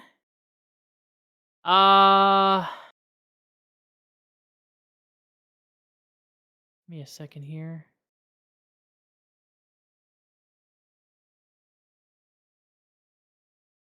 Yeah, I would say. Oh, with an 11 on investigation, kind of hard to tell exactly what's gone on here. You see some broken glass, and that's probably about the most standout thing I'd that you like to can. smell the area to see if I can smell any blood or Yeah, go ahead and roll me a. Go ahead and roll me a. Uh, investigation or perception. I guess if you're getting close enough, you can do investigation at advantage, or you can do it perception at advantage. Okay, I'll do investigation at advantage. Okay, as you get kind of close to the Oh. ground and kind of sniffing Nice. around. Yeah, you smell essentially the ground as you're going through this and such. If it smells kind of potiony and medicine-y. Oh. Do I recognize the same scent as Dr. Jumal's? Jamal's? No, it's not the same scent. Okay. Well, maybe some of the herbs are very similar, but the potion smell, no, the potion smell is a lot more akin to like healing potions or that kind Oh. of stuff. Actual potions. So all I smell is the potions, no other things. No. Actually, with the 24, you smell some urine too. Hell urine. yeah! Yum. Okay, potions and That's urine. that shit I'm talking about. Relay that to the others as we get closer to the carriage to poke my head in and see what's inside. Okay. Yeah, like I said, looking around, there's like splatters of probably potion that have just kind of seeped into like the, because this is a soft back, not a hard back wagon. Is you kind of notice like splatterings of potions and stuff have been kind of thrown from this wagon being tipped, and broken and shattered and soaked into the fabric. The crates that look like that they were once sitting there fine, smashed by something, and more broken glass.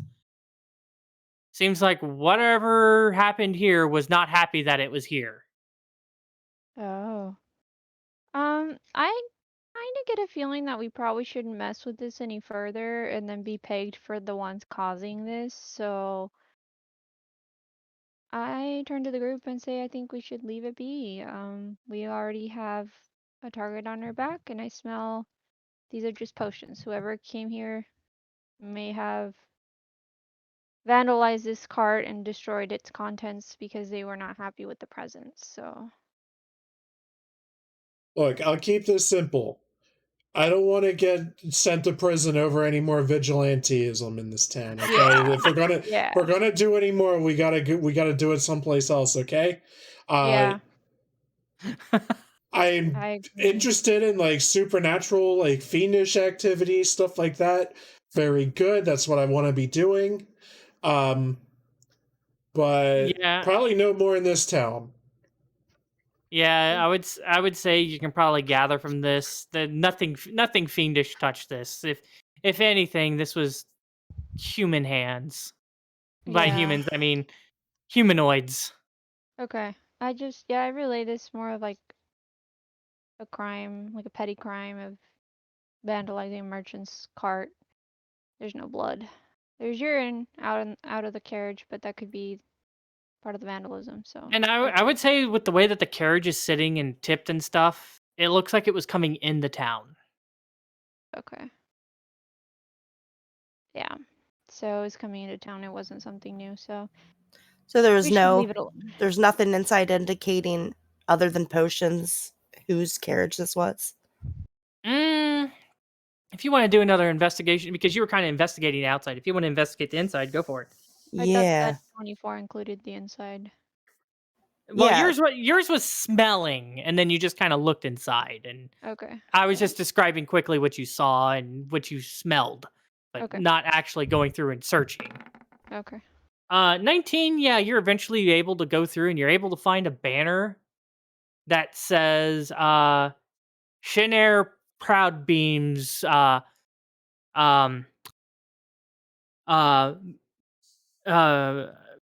medicinal wares and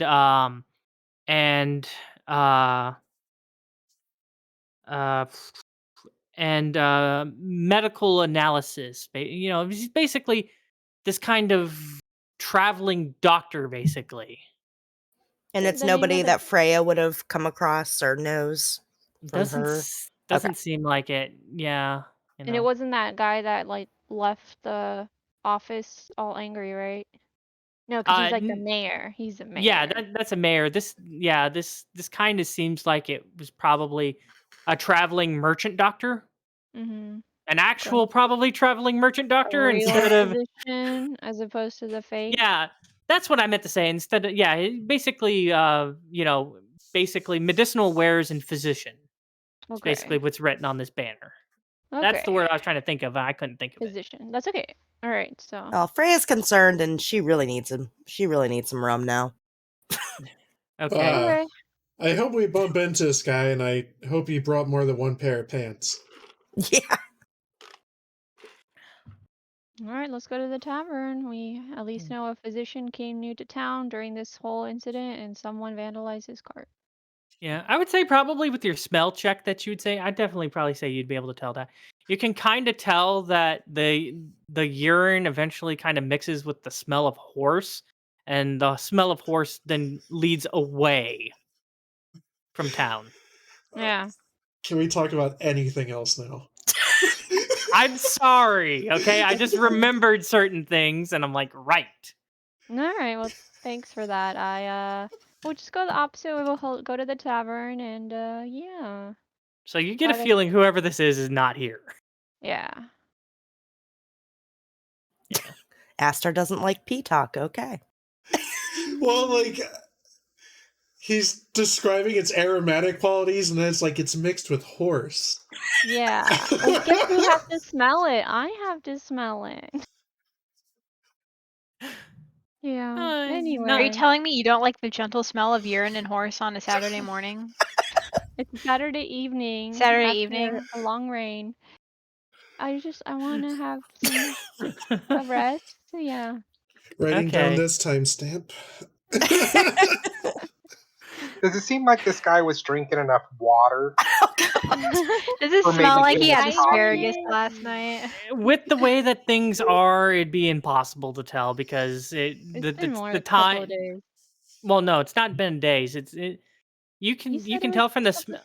If there's a pungent smell, you can also determine on like maybe their age group, because the older you are, the more pungent it smells. Was there Unless, glucose, like, high levels of glucose in there?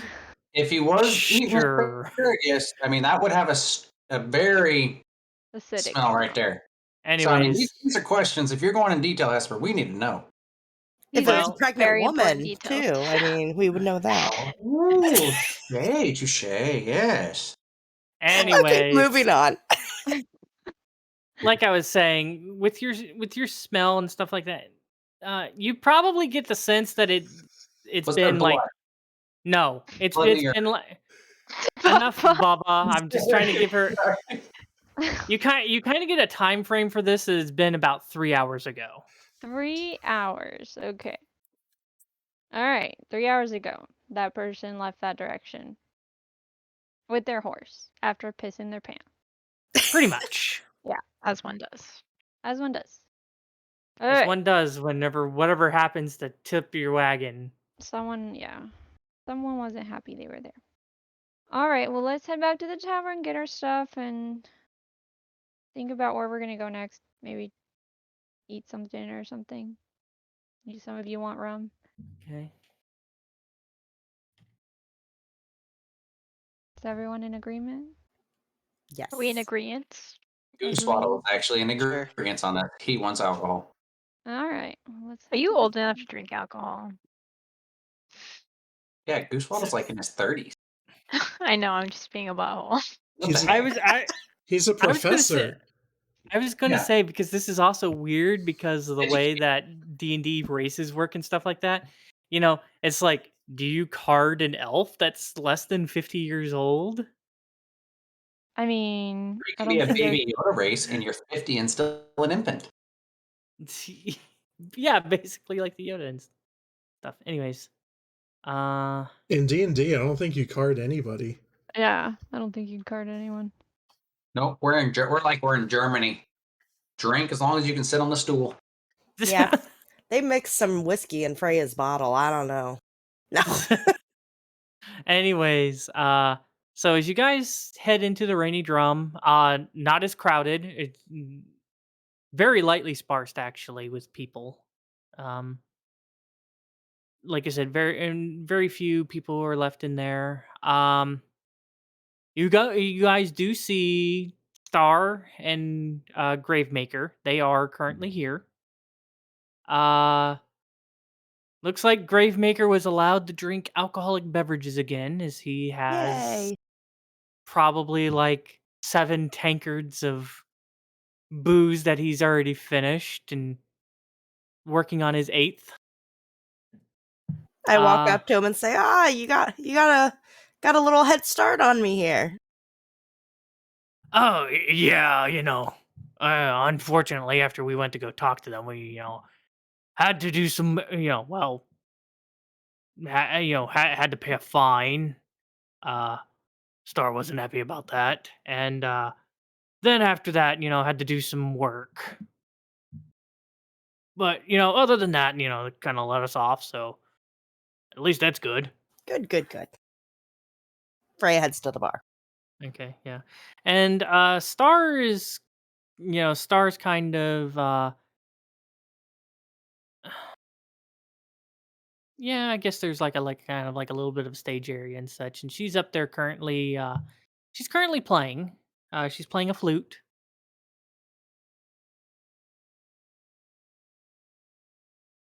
She takes notice of you guys and kind of gives you guys a nod as you guys come in and stuff, but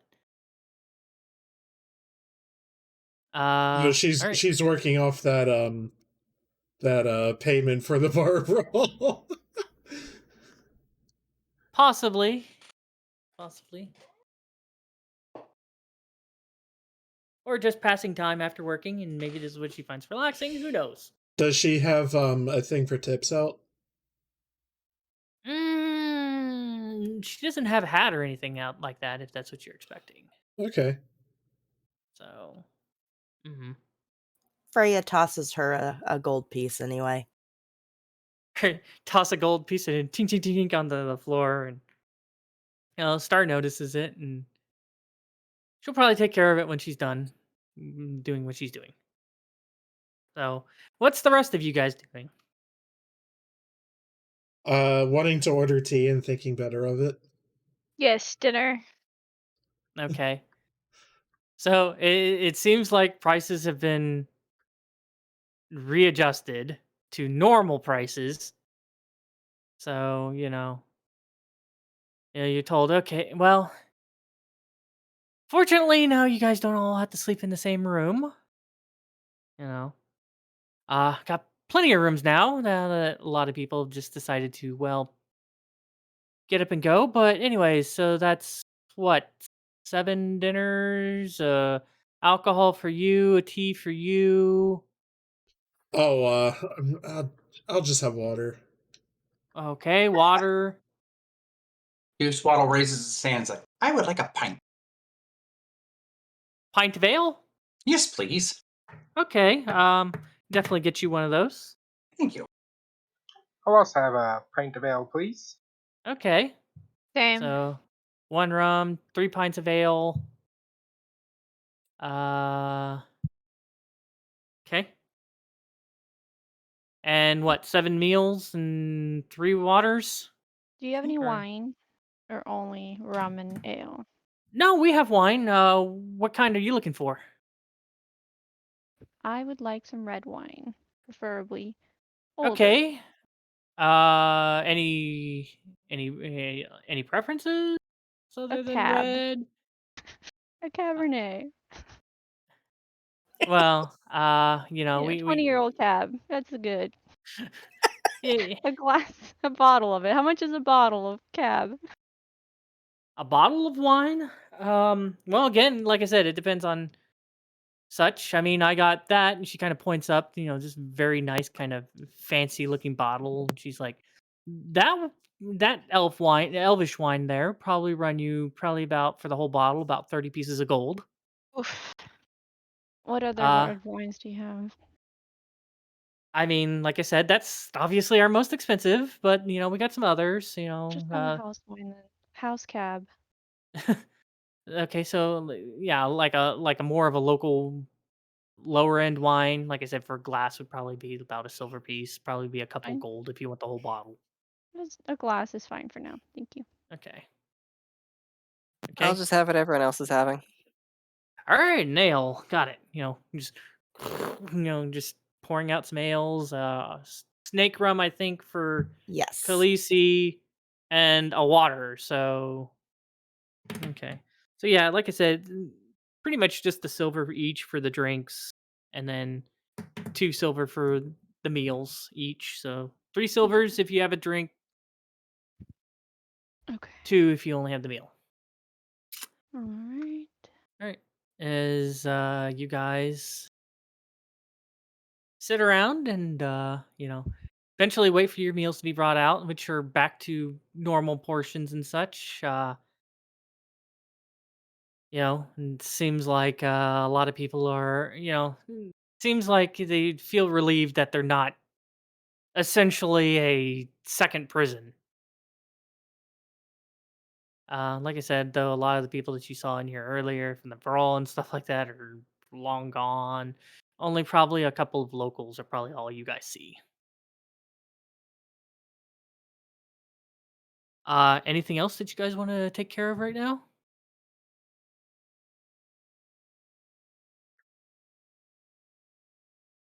Not that I can think of. Not right No.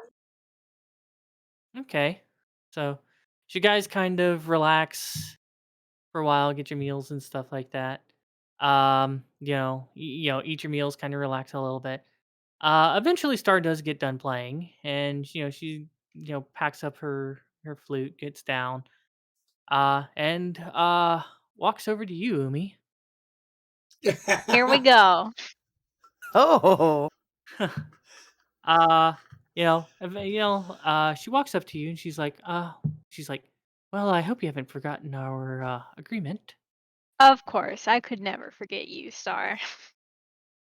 All right, well,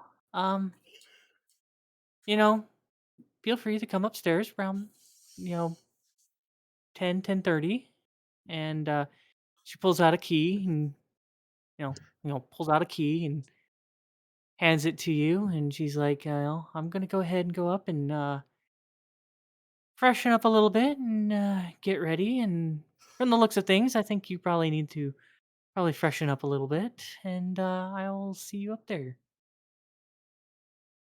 And Sounds good. she gives you the room number. All right. Is there like a bathhouse in this? She This said you tavern? stanky. Bro, we have been fighting succubi. I would not be surprised if we smelled absolutely awful and burning dead people. Bobby, you're a The- cat. You can groom yourself. I am not gonna groom myself. First of all. Yeah, let's Hairball. lick all the Something like succubus that. venom off you.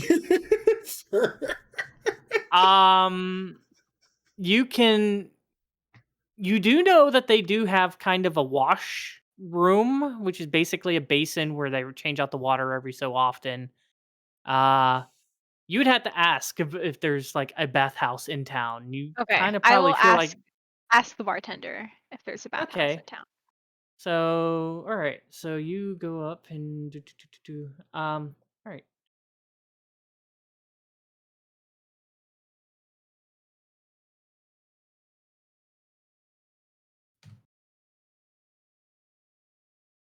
Okay. I'm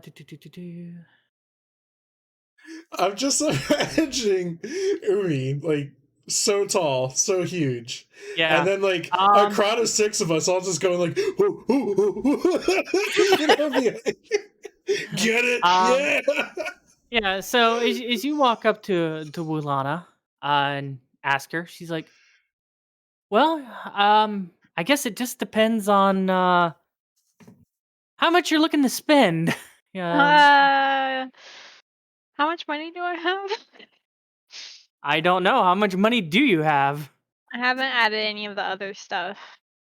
Well, but we I don't. didn't take any of that gold, did we? Well, Aster took it, and Aster, I don't think he has divvied any of it out to anyone. He's just has it sitting there in his pockets for something. Okay. You don't know I have it. I don't know, Yeah. do I? Well, I don't want. I want to be, nice. Okay. Well, let's see here. Well, if you want really nice, I would say probably the Golden Grotto Spa. Though, well, they might not service you with the way that you look and stuff. They're kind of high end. Maybe not that nice, like Well, something nicer than what your average farmer would go to, but not, like what the socially elite would go to. okay. Well, I mean, the only other option is the Misty Iris bathhouse. Okay, I'm listening. Well, and she gives you basically the directions and stuff like that. You're kind of have to go a bit to the northeast into town. It's probably about a 20-minute walk, give or take, and it's probably about 8 o'clock right now. Okay.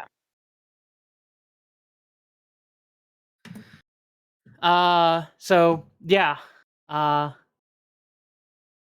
right. So I guess you're gonna go head to the spa then. Well, yeah, I'm gonna let everyone else know and be like, hey, I'm going to the bathhouse if anyone wants to clean Oh up right, a you bit. guys are going to the bath. You're going to the bathhouse, not the spa.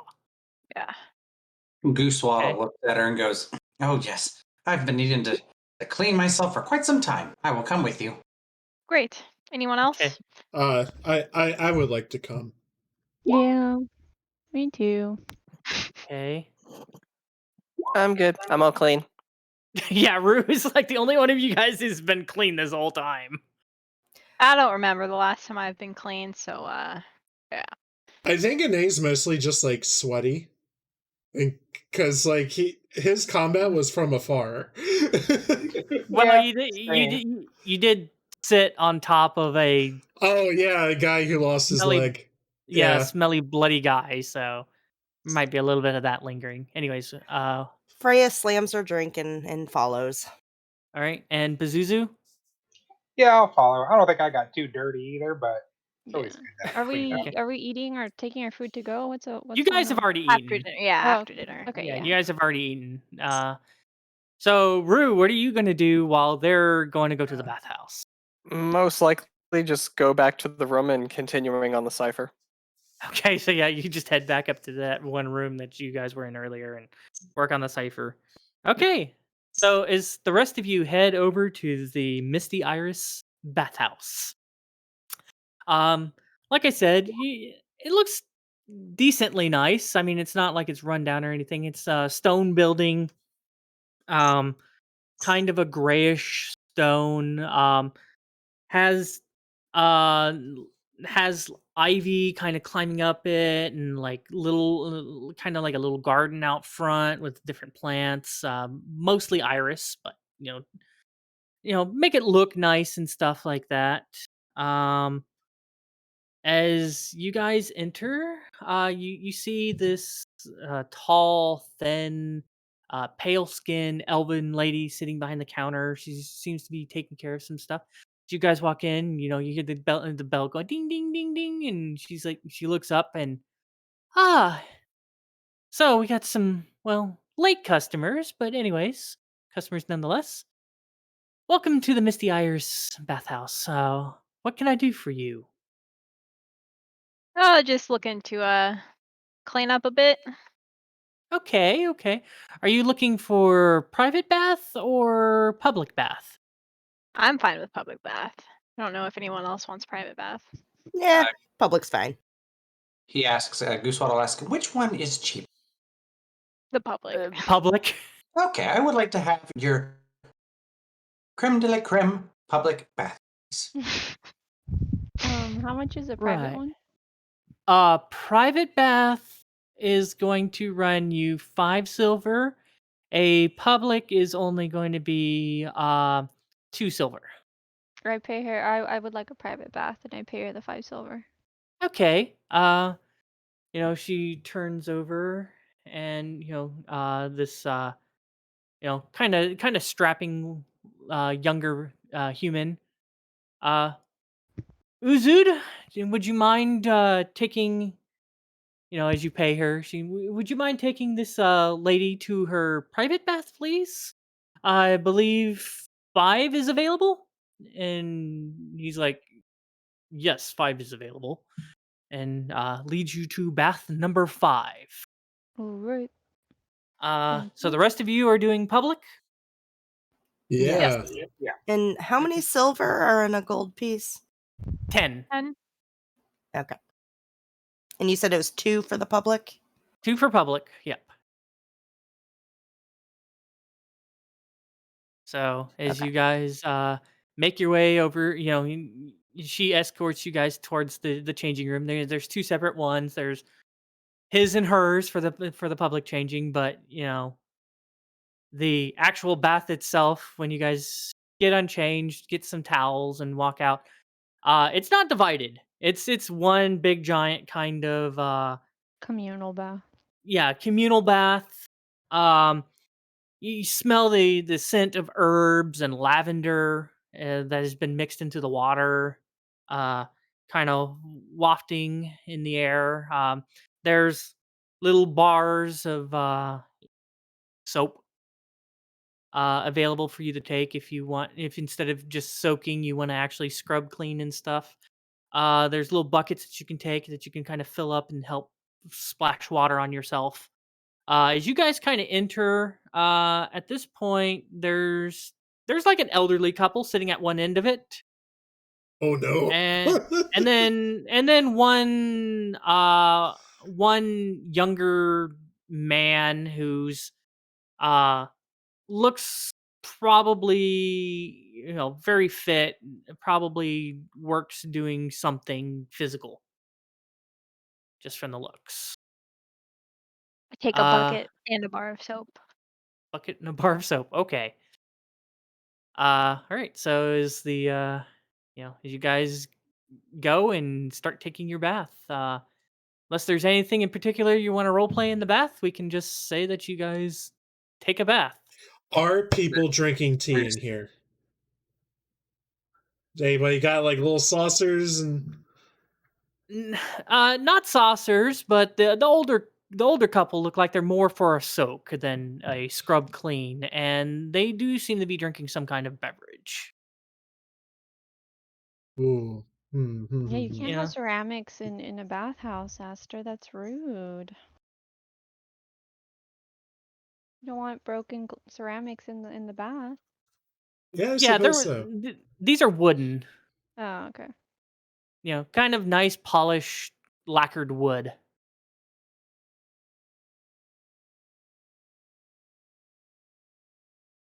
Okay, that's all I wanted to know. Yeah, you don't know what they're drinking, but drinking something. Yeah. Hopefully not bathwater. Ugh. Nasty. Uh, Tasty. Hey, certain Mm. kinds of bathwater fetch a high People price. soup is my favorite. but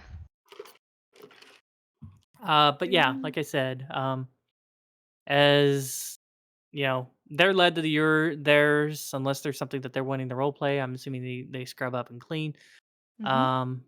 or whatever else they're doing. Um, okay, so Harrow, like I said, you're led back to a private bath. Obviously, much Mm. smaller. Kind of has its own little changing area that kind of branches off into its own little branch of the bath. Mhm. Very much kind of the same scent that I've described to them, kind of herby with a bit of lavender mixed into it, and kind of bits of this kind of floating on top of the water. Um, you know, like I said, is anybody wanting to role play anything while they're taking a bath? Nope, I'm good. Nope. I'm just taking a bath. Okay, all right. So, like I said, occasionally they come in until you get. How long are you guys? How long are you guys staying? Doesn't Umi have to be back by like 10:30? So Not It's more like than like half an hour. yeah, yeah. like I said, right now it's like maybe 8:30. I feel Oh. like half an hour is a good amount of time Yeah, if I think we're 30 Yeah. minutes Okay. enjoying is good ourselves. bath time. Yeah. Once probably about midway through your bath, you know, uh, you know, well, for Harrow, you get a knock at the door. The rest of you guys, um, depends if you allow them in or not, Harrow. I'll get to that in a minute. The rest of you guys, you watch this, elven man kind of walk in, and there's a couple of humans, and human female, human male, another human female, halfling little female come walking in with buckets, and he kind of claps his hands, all right, time to refresh the water, as they get these buckets of, like, probably, as you're watching the steam rise out of these buckets, just start pouring in this hot water into it to just warm the water back up. Yes. uh like I said, Harrow, up, Mhm. like I said, you get a knock, so it depends on how you want to answer it, but you're essentially, you get a knock, and they say, uh water freshen, it's that same human before, the Uzud, Mhm. who knocks and goes, water refreshing. No, thank you. I'm getting ready to leave. All right, and he continues walking on by. Like I said, this is about halfway in, so this is like 15 minutes if you're gonna take 30 minutes to I'm taking 15 soak. minutes, and yeah, I'm fine. Okay. The Oh, so the water's fine. so you're taking a very okay, yeah. So Yeah, I'm taking a quick bath, and and then then you're just just having quiet time outside the bath. Got it. yes, yes. Okay.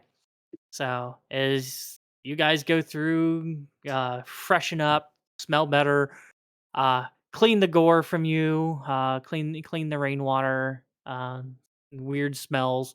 As you guys clean up and uh, get ready to once again head out. Um, um, as you guys do, you kind of you get your clothes and stuff like that, and you pick them up. The look and stuff is still the same, but they have kind of a slight, like they've been spritzed while you guys were in there. Uh, Harrow, unfortunately not, because you probably would have gotten another knock at the door, and you probably would have said no to, like, some clothes freshening. But the rest of you guys got your clothes nice and spritzed up a little bit to smell a little nicer, like lavender. Nice. Oh, shucks. I'll ask Rue later to see if he has prestidigitation. Hope Star Yeah, likes lavender, Umi. Who doesn't like lavender? Cats like lavender, right? I don't know. I know somebody who's very allergic to it. But other than that, yeah. Okay. So, like I said, as you guys get ready and start leaving, like I said, you guys probably so it's probably about 9 o'clock by the time that you guys get ready. And maybe 9:15 when you guys leave the bathhouse. After getting dressed and stuff like that, and gathering Harrow and heading out. Once again, back out into the night.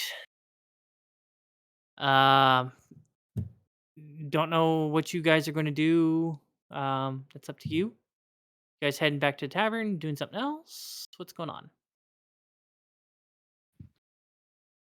Well, I'm going back to the tavern. Okay. Yeah, same. Goosewaddle's heading back to the tavern and then checking on Duck Duck. Okay. So I guess the rest of you guys are probably just heading back to the tavern, taking it Yeah. easy and stuff like I that. figure Yep. it's probably too late to go shopping, like too late in the day. Well, there is that one What's guy who open? said that he's open all the time because he doesn't really sleep. No, It we're good. isn't. Yeah. You're like, no, we're good. Don't want to deal with that gnome guy. Got it. But anyways, so as you guys head back, you got any of you guys turning in earlier or anything like that? Or are you guys also, I guess Rue's pretty much claimed the one room, and Umi has a different room. I don't know if the rest of you guys are getting different rooms and stuff like that and charged and stuff like that. No, Goose is very attached to his foot on his place on the foot of the bed. Quite content with it. It's cheap, and he has made his little cozy indent on it. Okay, so I guess does that mean that Pazuzu and Goose are gonna go sleep with Rue? Because Rue's pretty much taken over your room to go do that cipher. Which I guess, by the way, Rue, they've been gone 2 hours. Go ahead and roll me an intelligence check. Let's see if you've figured out any other letters. Okay. Intelligence. Oh, and was there anything that you're wanting to role play while they've been gone, or is it just this? So let me know how this goes, and then I'll tell you. How what goes? Oh, with this. Oh, Okay. Let's see here. Okay, so kind of going through this and stuff, you kind of believe that you figured out what the cipher letters are for A and J.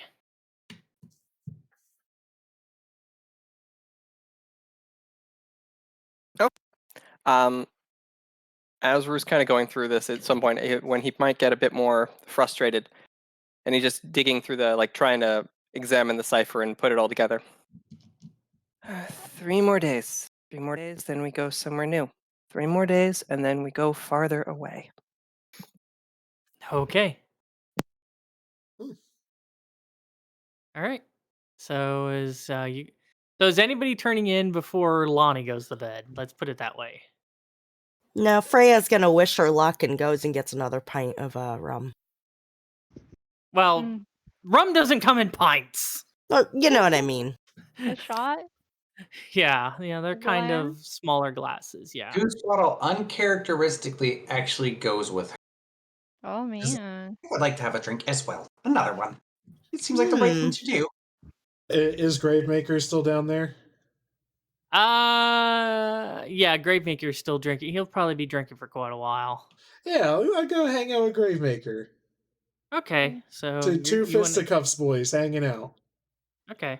I think I was getting ready to head upstairs to bed, but then I see Goose go back to the bar, and then I follow Goose. Okay. That's your child now. Yep. I know. You're morally responsible for this kobold that thinks it's a gnome. Yep. I don't think Okay. I know I'm a gnome. Yeah, all right, buddy. Okay. So And then, sorry, go ahead.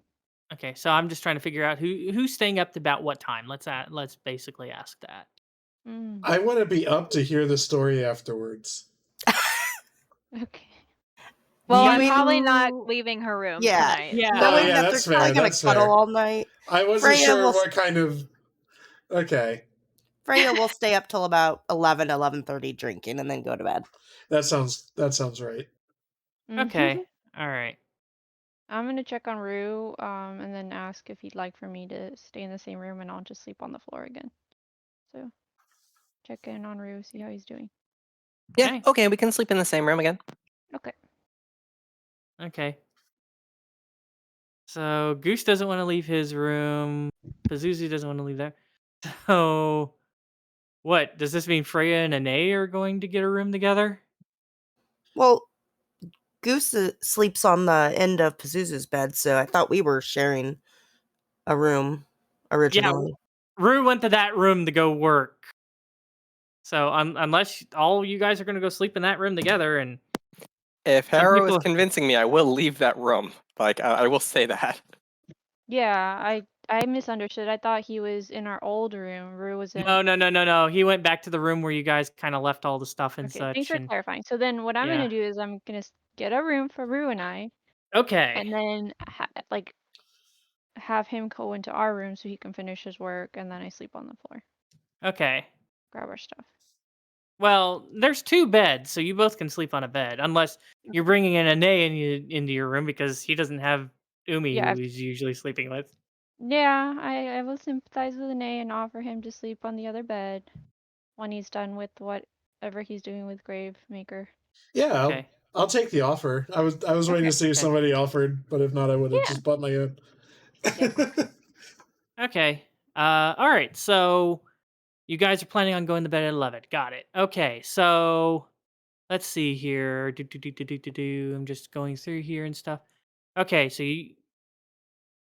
you're doing that. You're doing that. You guys are watching that.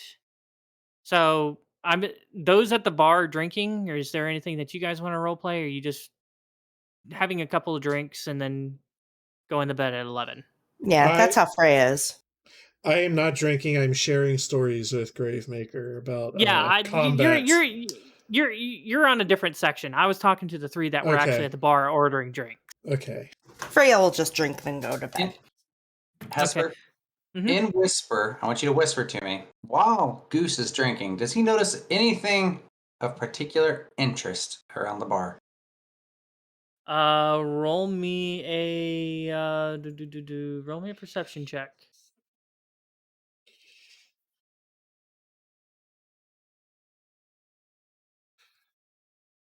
I like it. I like it better when we can all just like peanut gallery to each other about your escapades.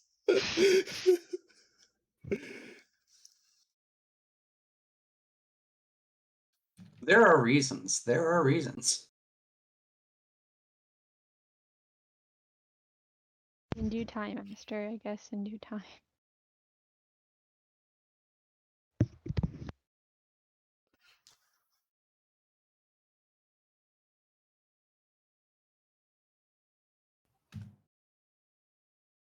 There you go, Bubba. Have fun. Anyways, okay. So you guys are kind of drinking. You're looking for that. You guys are just hanging up in the room. I guess you're watching Ruru's working on the cipher.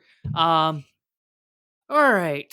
If you're working on that, go ahead and roll me another intelligence check so we can figure that out. Rue.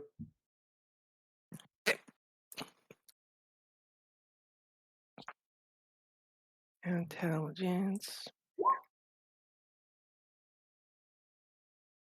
15. Yeah, you're not able to glean anything else off at this point.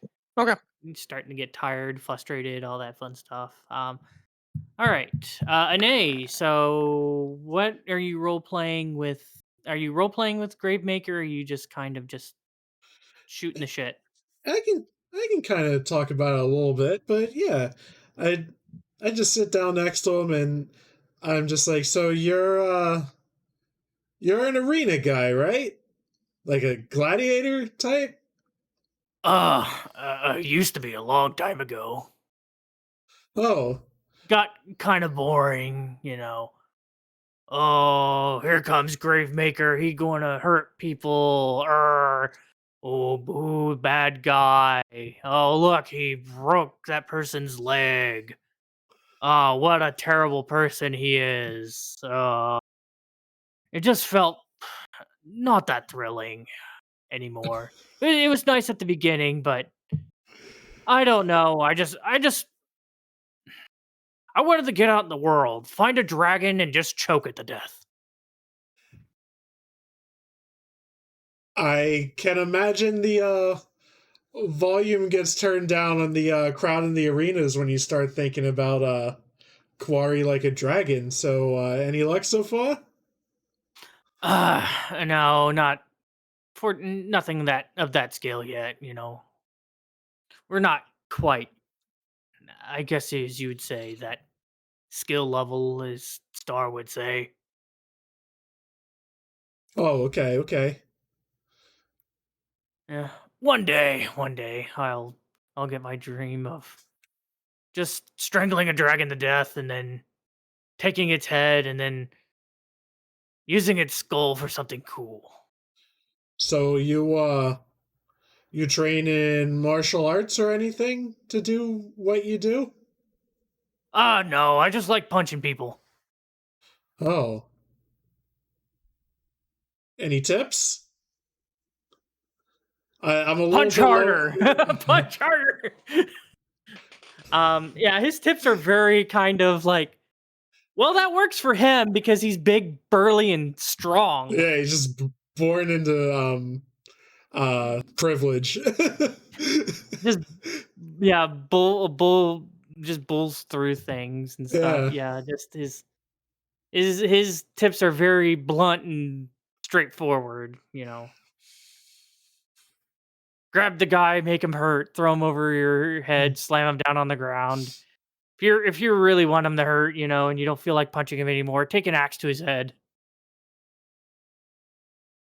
Nice. Anyway, man, I why don't I buy you a drink? What you got there? Just one of the pints? Oh yeah. I'm not picky about that. All taste the same. It all tastes good. So uh yeah, I'll buy him whatever. How much does it cost me? it's a silver per drink. Okay. Boom. Okay. Uh, Speaking of which, the three of you that are drinking, how many more drinks have you gotten past that first one? 2. Two. So you get for a total of three. Through the time that you've been drinking and stuff. Roll me a Constitution saving throw.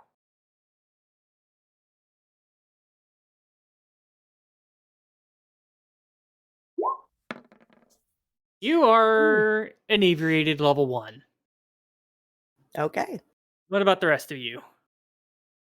Duck felt like Goose felt like he had to keep up, so he had 2 more as well. Go ahead and roll me a Constitution saving throw. And I start off with 1, but then I just keep looking at that bracelet, and then I end up having another one. Goose, you managed to hold yours a lot better than Freyja does. And yeah, go ahead and roll me 1 too, Pazuzu. Fine. You've had stronger. Hanging with them dwarves. It's at this point that Freyja decides to go to bed. Okay. Yeah. So unless there's any more you want to roleplay with Gravemaker, or if there's anything that Rue and Hara want to do, we can move on to Lonnie, who looks like she's getting bored. I'm all good. Okay. I'm just tired. I haven't actually slept yet since yesterday. Oh, Oh shit. that was me yesterday. It's been a But while. anyways, like I said, so alright, so Lonnie. So Umi is it's pretty easy to kind of tell, kind of keep an eye on time and stuff like that, kind of what you've been able to tell and stuff. You eventually get to the point where you believe it's sometime between 10:30, and you start heading up to the room, and you go ahead and give a nice knock on I guess you go ahead and knock on the door. Yeah. Okay.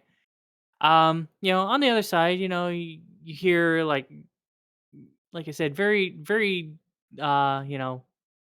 I guess sultry is the word that I'm looking for. You just kind of hear like a "come in." I open the door. Okay.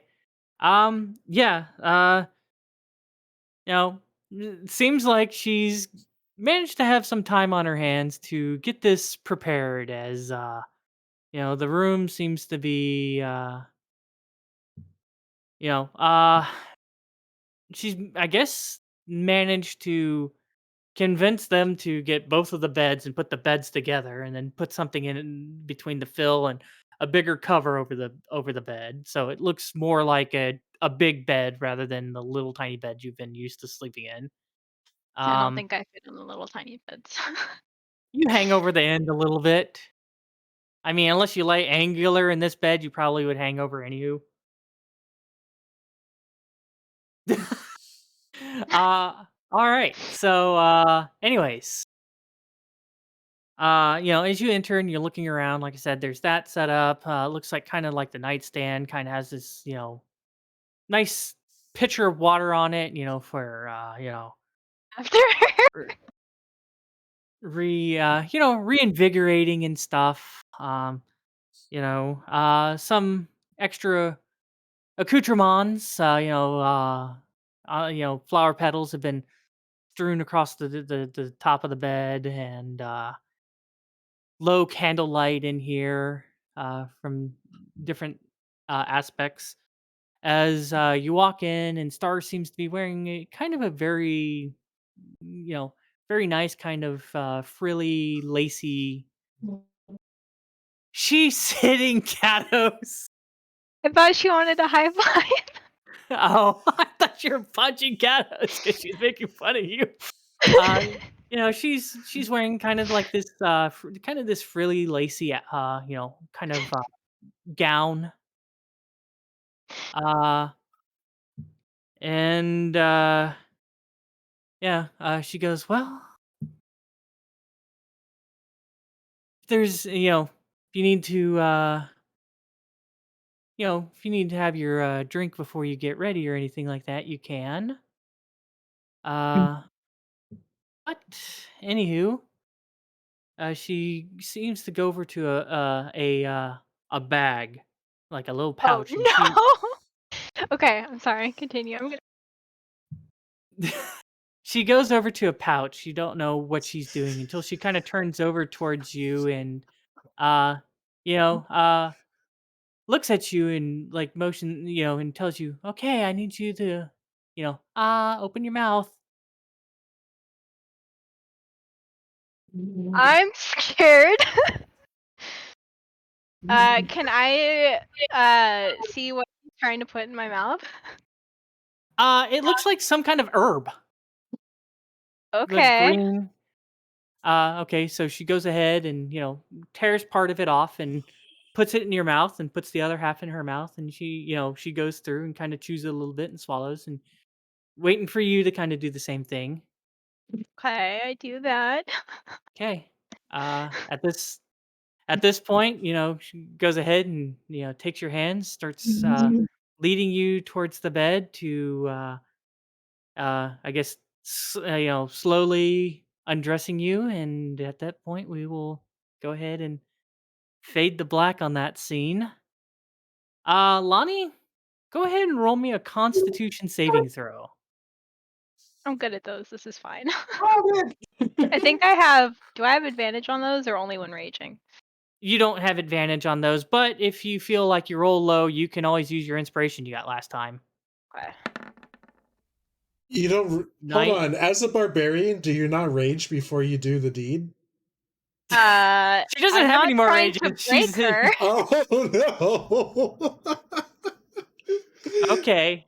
All right. So as the rest of you at 11 o'clock are like, time to go to bed, and you guys are getting ready to go to bed, you start hearing weird, loud Rhythmic. roaring and cat noises. Yeah. It sounds like there's a cat and he, like, when it's summertime at night. Maybe you leave your window open. Probably with mixes of roars and other things. Yeah, and it's not easy for any of you guys to get to sleep. Someone's going to call the guards. And They had a good night. you know what? Everybody, just go ahead and roll me a wisdom. We're gonna see how much psychic damage you guys will Roll a wisdom stand. save. What a fill out dumb I am after I this. think Ane, given the earlier event of today, was going to maybe like pray, and then he says, never mind once this starts going on. Okay. Let's see here. I still need. Yeah, there we go. Okay. Everybody except for Harrow is able to tune this out eventually and get to sleep. Harrow, you're up for quite a while longer. It's probably like no. 1 o'clock before you finally get able to enough to tune this out. You Which just is hear the bed still, knocking into the wall. which is still, by the way, going on past when you finally go to sleep. Lonnie definitely didn't get any sleep. No, Lonnie's sleeping in, more than likely. She's gonna have a big old kitty smile on her face the next morning. I wake up with a point of exhaustion. How? No, It was great. How long does it go on for? you don't know. With your wisdom save, Yeah, with my wisdom, I don't know. yeah, with your wisdom save, you're able to tune this out after about 30 minutes. Pazuzu just knocks out like a light. He hears it and he's like, "Fuck this shit." What about Goose? Does he know? Yeah, Goose, you're probably up for like an extra hour. You probably stay awake until like 11:30 or so. At 11:30, you're probably up till like 12. Only one who knows how long this is probably going to go on for is Lonnie. Or And Umi, I should Harrow. say. Okay. Harrow for sure. Harrow does eventually get to sleep. She does eventually start to tune it out. Like I said, about 1:30. Oh no. Oh no. Oh no. Something you guys will find out later. Okay, so long rest. Go ahead and regain Oh man. regain hit points, spell slots, all that fun stuff. As you guys, except for Harrow, I think sleeps in an extra hour or so. Yeah. It's probably about 8 o'clock when the rest of you guys get up. Harrow probably gets up about 9. Umi, we'll get to much later. Okay, so as you guys wake up the next morning, anything in particular you guys want to do before you head out to the main room?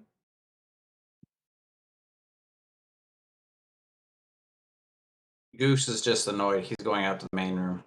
Okay. A night of cat sex. He's not wants to go on without his life. Saying, sorry I didn't get to you last night. There were some circumstances, but thank you for everything the previous day. Yeah, Freyja just heads to the main room. Yeah. Hesper, tell me what the weather's going to be like. Weather? Sunny. It's a nice day today. A little muggy because it rained the day before, obviously. But, it's going to be a sunnier day, occasional clouds strolling through. All right. So, Ane, as you're kind of doing this prayer and you kind of look up and you look up at your window, your owl's out there. And there's another white owl sitting right next to it. Oh, and shit. As you get done with your prayer, that other owl just kind of turns a little bit and then takes off and flies off. Neat.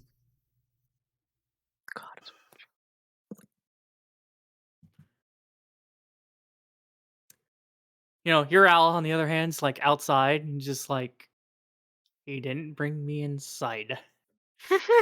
Oh. Okay, so I think people watching the stream will see this, but nobody else is aware. While we were rolling wisdom saves, I also brought up the window for the owl to roll a save. So I didn't do it, but I figure I'm sparing the owl from hearing that. Yeah, probably. Well, I mean, it probably heard it outside the window. It probably flew off to a tree and went to go sleep for a while and stuff. But yeah, it's just kind of looking at your window like you didn't let me in last night, so I had to sleep out here. What's up with Like an that? owl, like an animal that I am. Yeah, I'm supposed to be keeping an eye on you. What the hell?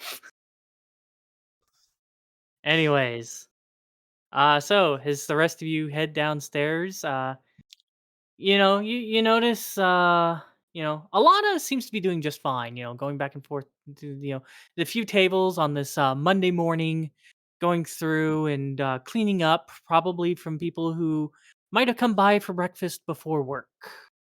Uh, Wilana, on the other hand, huge giant bags under her eyes, and she's just like, oh.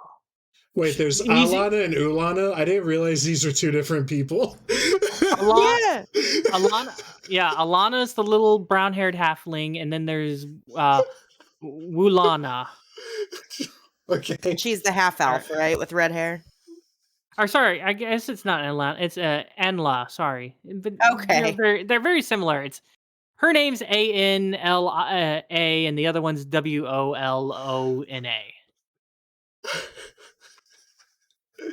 But anyways, the half elf patron of the bar, like I said, just huge bags under her eyes, and just looks like kill me. Oh, you heard it too, huh? That's what Freya says. Next, I'm making a new rule. I am never allowing cat people in my bar or to sleep in my tavern ever again. She looking at her, she does not look like she got any sleep.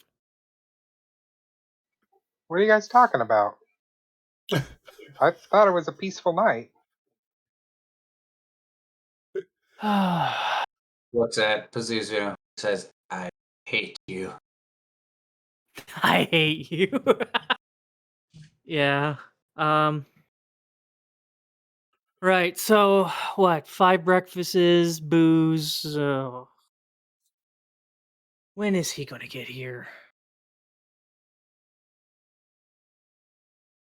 When is who gonna get here? Who are you expecting? Oh,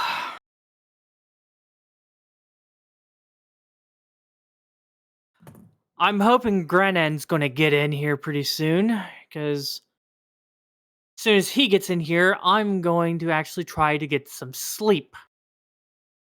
Ah, well, hopefully he's not too long then.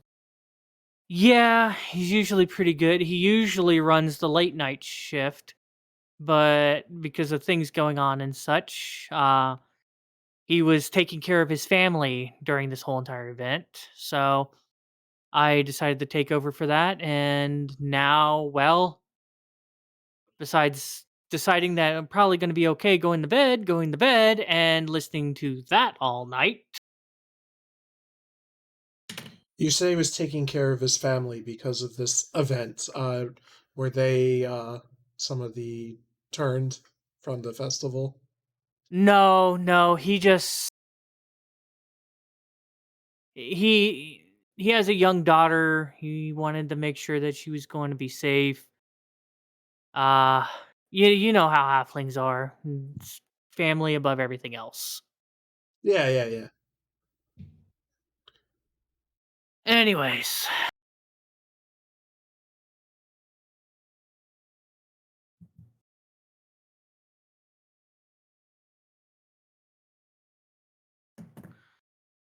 So like I said, what? 5 breakfasts, what?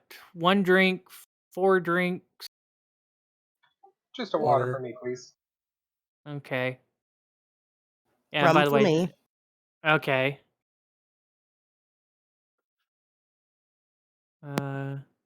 We're just gonna get the same as everyone else.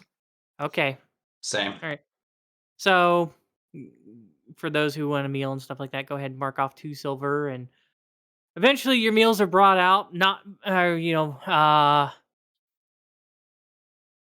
since you've seen, ever since the bar brawl, you really haven't seen uh Uli, but Uli does manage to come out. He's the one who brings out the food and places it down instead of because Wilana is not grabbing the food and handing him over, because she's just dead tired and he knows this and he's just like, I'm not going to argue with the boss lady. I'm just going to go ahead and do this. So, but eventually your food's brought out, full portion breakfast and such, eggs, some bacon or some other kind of pork product, some a biscuit, some vegetables, that kind of stuff. Some cut up tomatoes and stuff, strewn about your plate. Uh, as you guys go through and eat your breakfast, as you're waiting for your compatriot, uh, Gravemaker is not out here yet, and I would say towards the end of your breakfast, as you guys are sitting here, kind of waiting for Harrow. Harrow, you're probably starting to stir awake. You guys notice like a human, kind of the same colors the Stadero, kind of walk in and kind of go to the message board. He's like pulling off old messages and going through and seems to be cleaning up the board. And he goes up and tacks up a new message before he leaves. Freyja would go look at this. Okay, so let's see here.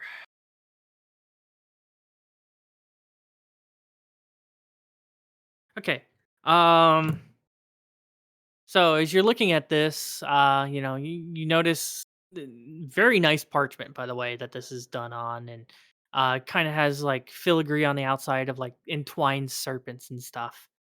And it says, Lord Vendrun Snake Mark is looking for assistance with a burglary on his premise. Qualified personnel, please report to the Snake Mark Manor. And then it talks about payment and says half payment will be placed upon striking of the deal. The other half of the payment will be paid upon um, completion of the task. It doesn't give you how much it is, but considering where it's coming from and the nicety in the paper and stuff, probably pays pretty well. Ooh, guys. I gently take the parchment off of the message board and take it back to the table. Okay. Before anybody else even has an opportunity to look at this, you kind of gently pull the piece of paper off of the board and it kind of splits down where the nail was, and take it over to the rest of your group. Harrow, you're coming to consciousness at this point. So what would you like to do? I guess get up and go downstairs for breakfast. And a Okay. glass of wine. Okay. Rough night, glass of wine now. Yeah, I like blood, but I can't have it right now, so that's my next substitute. Okay. So as you go through, you get your breakfast. I'm assuming, are you gonna role play your whole entire talking, about the paper that you just got? I got a paper? No. Freyja did. She Oh, pulled it off the okay. message board. I didn't know if you wanted I to apologize. Yeah, go ahead. discuss with the group what you wanted to do. Oh, I bring it over to the table like, hey guys, there's an award from my favorite rum makers. And yeah, I don't know how much the reward is, but if we want to stay here and have some work, looks like we got a tip here.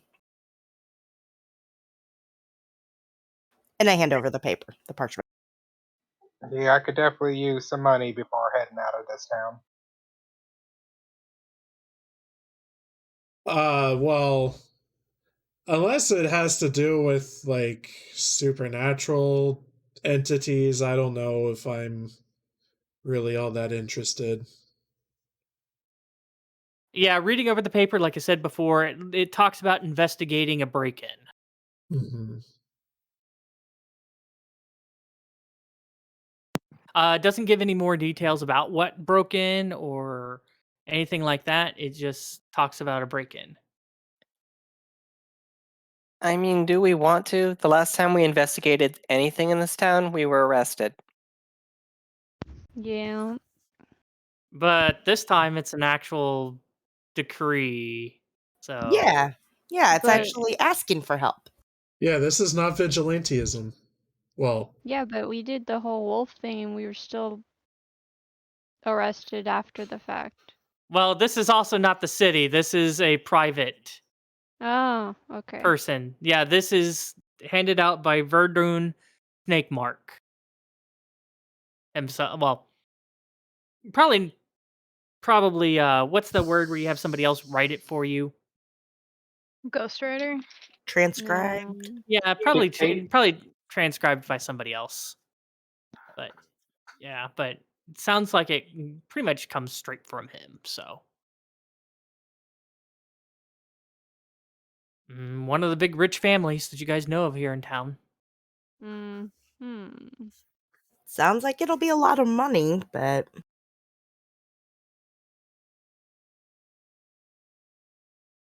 I mean, we can always ask additional questions before saying yes to it.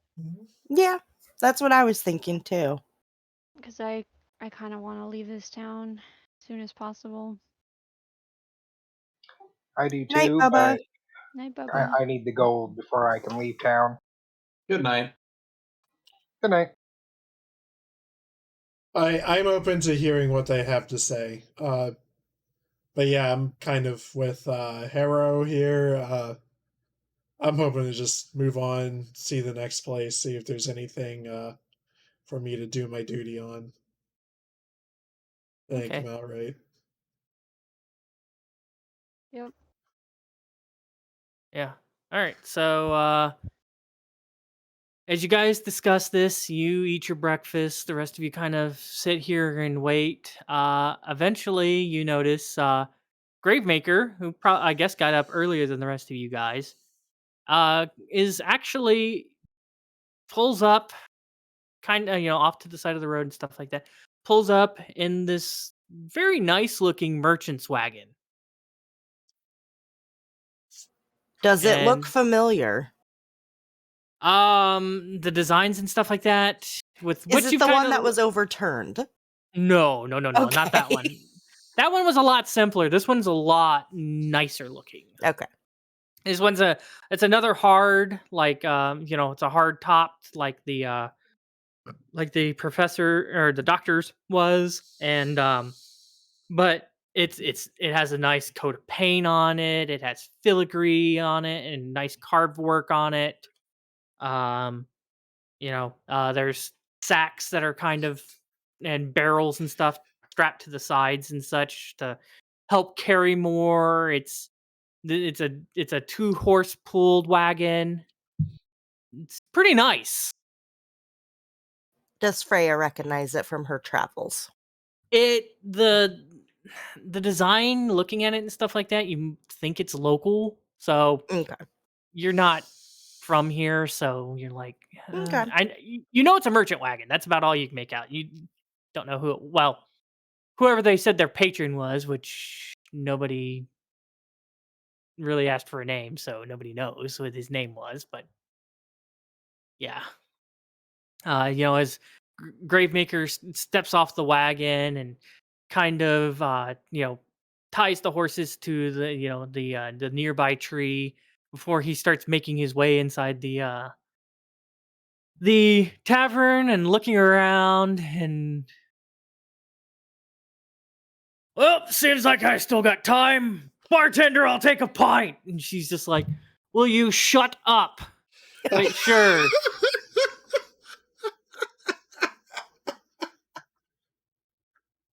As she goes and fills up a pint for him And he's like, thanks, sister. And he's like, what did I just tell you about shutting up?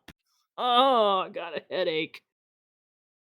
At this point, you notice this kind of halfling, mutton chop kind of beard kind of comes down, hair's kind of tied back into a ponytail. Pretty actually muscular for a little halfling. And she kind of turns and she goes, oh, thank the gods. Brandon, you finally showed up. And he's like, yeah, sorry about previously, but had to make sure my family was, got to make sure my family's going to be doing good. Don't need any more of them neck biters out there running around chewing on people and turning them into God knows whatever they were. Anyways, yeah, go ahead and head back to your room. I'll go ahead and take care of this. As he kind of gets up, kind of watch him kind of pull up a stool, go just kind of, so he can get up towards the bar and kind of stand up because the bar is a little high for him. So as he stands up on the bar, kind of looks over at you guys, whoever's standing there at the bars. It's like, I don't think we've had the privilege of meeting each other. Oh, hi, I'm Freyja Frydenlund. Grandlin Strongdew. Nice to meet you, sir. It's always a pleasure to meet new faces. Well, except for those crazy neck-biting zombie things or whatever they were. Ugh. Oh yeah, I think we took care of them. No worries. Yeah, whole town's pretty much heard about that at this point. Crazy what happened though. They're pretty pissed off that that one guy did that. Whew. Feel sorry for that little gnome. Or was he a halfling? No, I think he was also a halfling. Never mind. Not a gnome. Anyways, God, that was terrible yesterday. But Wait. anywho, Wait, what? Oh yeah, that that he kind of points out, because you guys kind of somebody goes and looks probably out there and looks. The wagon's still overturned and stuff like that. Yeah, this little halfling fella comes into town. Comes in towards the outskirts of town. About 4 o'clock or so, 4 or 5 o'clock, and starts hollering at the top of his lungs. He's come here with potions and medicinal wares and such. And after the last folk, people around here weren't too happy about that. They rushed out there and tormented the poor fellow and flipped his whole wagon over. And some of them went in there with whatever they could find and smashed whatever they could find inside. Because tell you what, after that crazy doctor fellow who's here before, I don't think they're going to be wanting anything to do with anything with that anytime soon. Well, that's too bad. What happened to the guy? Did he leave? Oh, he took off on, his horse broke its reins and took off from what I heard. And, haven't heard anything else about that. I'm hate to think about how much if that possibly even ruined his life.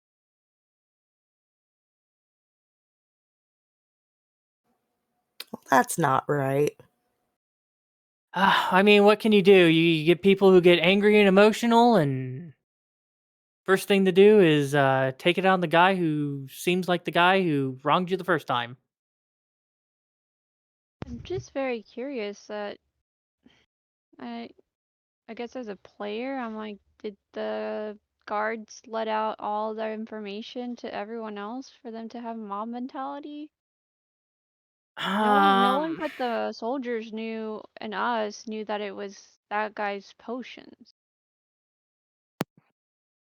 Well, with you're kind of hearing this story. Gravemaker's like just kind of has a look on his face like he kind of knows what's going on. A sheepish grin. Yeah. Hey, buddy, did you have something to do with overturning that wagon? Oh, I didn't have anything to do with overturning the wagon. I didn't do that, but But you shared information about that guy. well, that crazy lady slammed the thing down. Star was fine. Me, on the other hand, felt weird not being able to control my, my vast muscles and such. Having to listen to everything she had to say. But anyways, after that, there was kind of essentially they kind of went and told people to be on the lookout for this guy who ran away, and if they caught him, bring him to the lawmasters for justice. And well, since they kind of were able to put two and two together, that after we talked to them and showed them what the potion did, yeah. But that was a completely different. That wasn't the same guy. Like, No, but fool me once, shame on someone. oh So, god. try fooling me a second time. Well, I'm just gonna break your shit. Okay, well, I think this further emphasizes I don't want to stay in this town anymore. Yeah. All these assumptions and impulsive actions towards people that are different just makes me very uncomfortable. Well, I mean, I'm pretty sure if he didn't go yelling, medicinal potions and stuff like that, I guess he would have been okay. But after the last guy said the same thing, and then you got zombies. Harrow just kind of shakes her head and shrugs and just finishes her breakfast. I don't want to have anything to do with this town anymore, so Hey, I'm going to leave. Gravemaker. You know what would be Yeah. really cool? You tip that wagon back over on its wheels. Yeah, I guess I could do that. Star said, leave it alone. Guards will get it. But yeah, I guess I could do that. If nothing else, it'll make it easier for the guards. Yeah, they're kind of. So he goes out there and. When he does that, Rue's gonna look at Harrow. Do we need a wagon? That's what I was I thinking. mean, we need a horse to pull the wagon. But I guess Umi and I can take turns tugging it in the meantime. I'm gonna go help him tip the wagon. Yeah, we can. Yeah, go help him. as you get out there to start, you guys discuss and start going out there to get to the wagon and stuff. By the time that you're almost to the wagon, he has it like 4/5 of the way back up on its wheels, and he's trying to not let it slam down on the wheel. Okay. Yeah, he's beefy boy, especially since I went ahead and used a rage charge on that. Ah. Yeah, so as the wagon eventually gets itself written. You hear stuff shifting around inside, and whatever might have still been somewhat intact broke probably even more. So, just from the shifting. But anyways, yeah. So wagon back up on its right side goes. Well, that takes care of that. Mm. I'm curious, big guy. That's a fancy wagon you came riding in on. Where'd you get that one? Oh, that was the guy that we were working for's wagon. Figured Where's might that? as well.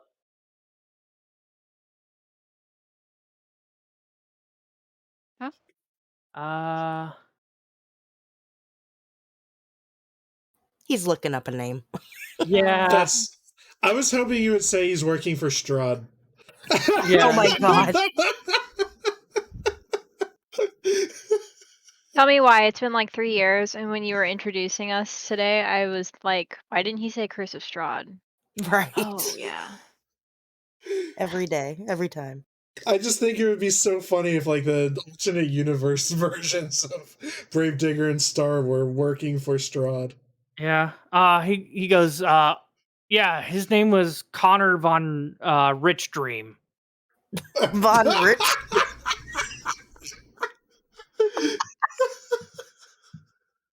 I don't know. He's a bit of a weird fella. Oh, that's nice. Yeah.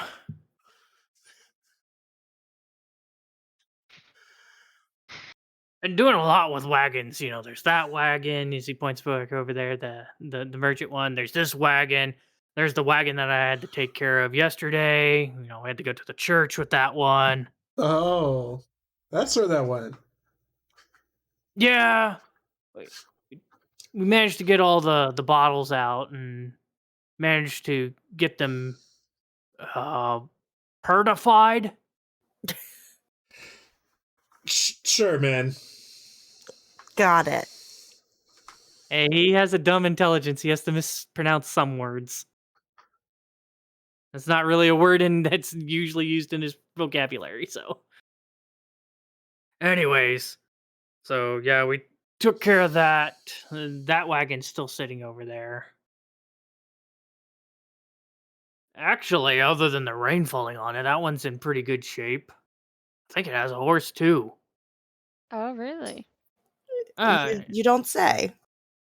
That's what I heard. You know, the guards don't know what to do with it. They said it's not worth anything to them other than scrapping it for wood.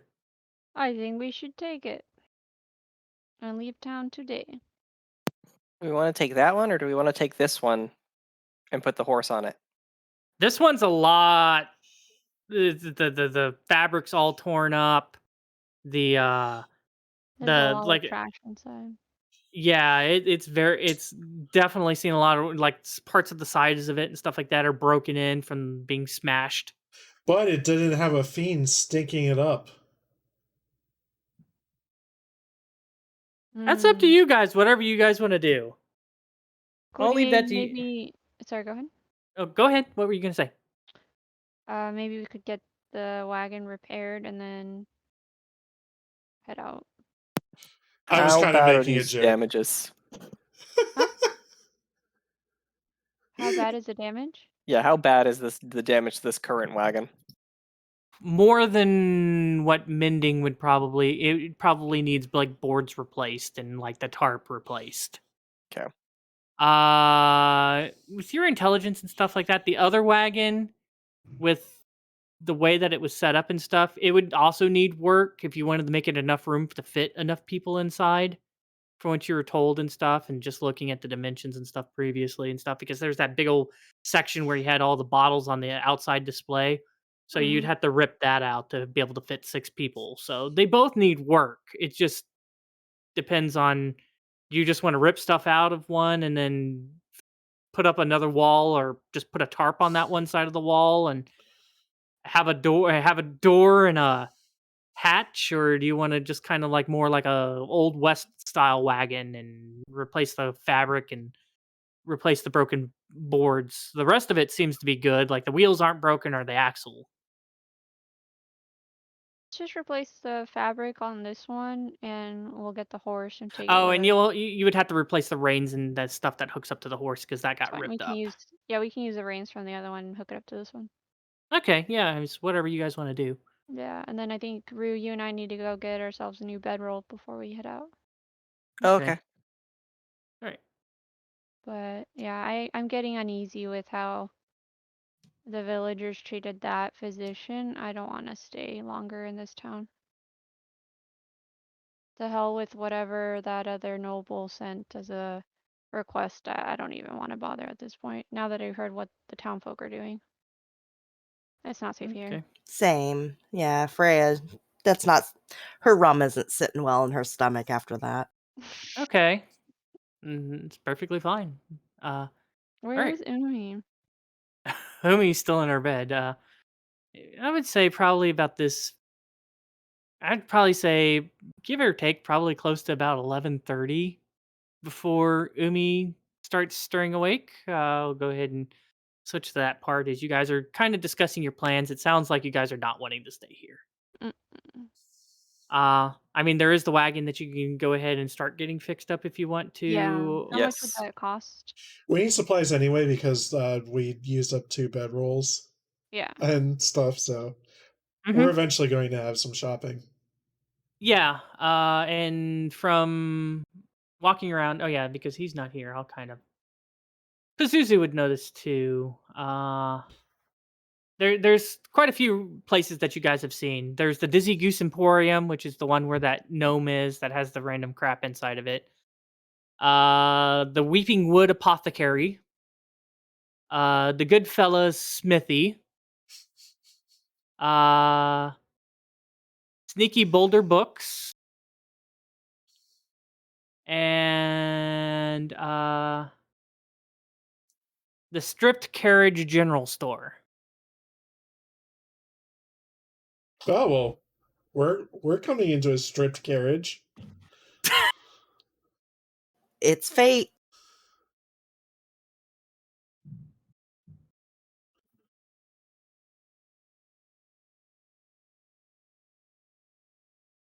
Oh yeah, and then there's also another store. You're not quite sure. You were hard to be able to tell what it was. It's called the Thunderbird in the Glass.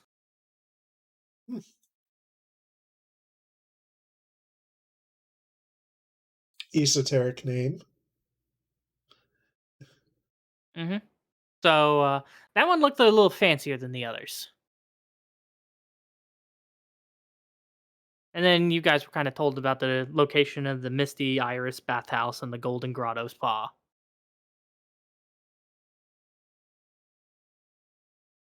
I mean, personally, I'm not looking to spend like an arm and a leg to get this repaired, so up to you guys. I have no idea which store would sell this stuff for the wagon. Or who are we contracting to get it fixed? That's up to you guys. I mean, like I said, you could talk to Grenan and see if he has any help or anything Okay. like that. Uh, Just trying so yeah. So who's going on this escapade of fixing the wagon, and then what are the rest of you guys doing? I will help. Wagon. Freya I'm on is team going. wagon. Yeah. Yeah. Freya. Okay. Okay. What's Pazuzu doing? I think just helping with the wagon. Okay. I know Goosewaddle because I've talked to Bubba and stuff like that. I'm pretty sure Goosewaddle is trying to convince people to go back to the Dizzy Goose. So that's up to you guys if you indulge him or not.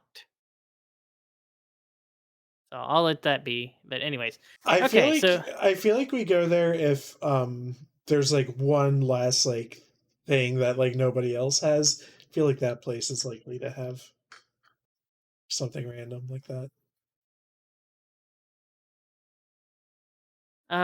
okay. So as you guys are going to go take care of that, like I said, pushing probably more like 11:30 at this point. As Umi, you start to stir from consciousness from your escapades the night before. As you sit there, arms wrapped, as you start coming to consciousness, you feel a soft uh, vibration on your chest, and you hear a soft purring.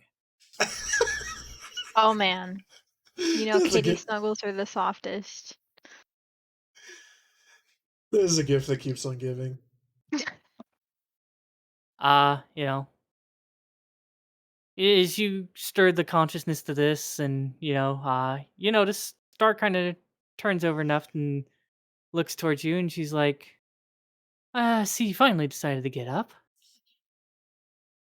Yeah, you knocked me out last night. Oh, well, she definitely sure gave me a run for my money, I'll tell you that much for sure. Yeah, we should do this again sometime. I think so. Hold on a moment. She kind of like lifts your arm up, unless you're like, no, you're gonna stay here. Yeah, no, I'll let her go. Okay. She kind of gets up and goes over to her bag and pulls out, kind of looks like a pair of snips. Like clippers or scissors or something like that. And she walks over to you and she goes, "Do you mind if I get just a bit of a lock?" Okay. As she goes through and cuts something that's not going to be noticeable or anything like that, and gets a little bit of your fur, and just kind of bundles that together, and she's like, okay, I'll take care of that in a moment. But yeah, like I said, I'll take care of that in a moment. But she kind of turns towards you, and just big old wide grin on her mouth, kind of like the cat that caught the canary. She's just like, oh fuck it, I need one more for the road. Come here, Oh my you. God. Pounces towards you towards the bed. Do you All right, allow this, well, or yeah, sure. I'll meet up with you guys later. oh, you don't even know where they're at, and you just Yeah. woke up at 11:30. So this will probably go on for a little bit. Is you guys are going to go repair the wagon. As you guys are walking to go get as you guys are getting ready to go walk and figure out where you're going to go to shopping and stuff, you kind of get this Dragon Ball Z Vegeta yell kind of feeling, except for a feminine, redhead half elf yelling, "Fuck!" Oh no! Poor Ulana. She's just trying to no. sleep. I love the way you set that up, Hesper. All right. Can I just say that Star is an imperfect character. She just threw out like a whole bouquet of red flags there. Yes. I'm a little concerned. Well, listen, my intelligence, It's it's very not high. negative, but I it's mean, not great. you survived the possible poisoning. Like, what else can she do to possibly murder you? Like, I have like 300 pounds on her. Yeah. Star, I thought I knew you. Like, That depends. is Is she not a our blood Star. cleric or not? Different Star. I know. Okay. So, are you guys wanting the role play shopping, or are you guys just going to go shop for random stuff and then? I mean, Freyja's looking for, unique, rare, interesting things at every place they go. But other than that, just shopping. Yeah, other than Dizzy Goose, there's not really anything that fits Yeah. that line. So unless you guys are going there, you don't really find anything. Yeah, there's a part of me that wants to, meet shopkeeper NPCs and look around, have you explain things and all that stuff. But at the same time, there's also a part of me that's just like, it's past my bedtime and I have to wake up in the morning. Yeah. Okay. Yeah. I'm just trying to find kind of a good spot to kind of stop this, and then we can pick up and stuff. I'm just saying, unless you guys want to role play anything like that with the shops and stuff like that, which it doesn't really sound like it. It sounds like my character is broke. I can't role play shopping even if I wanted to. Yeah. Okay. And you guys are definitely not going to take up the order anymore for the investigation at the Nah. Snake Mark. Okay. Doesn't sound like it. Okay, just making sure. Okay. So, I'll need to look that up for the price of the wagon stuff, but once I do find it, an A covers it with what he found? Yep. Okay. What a nice man. Thank you, Thank you. Anae.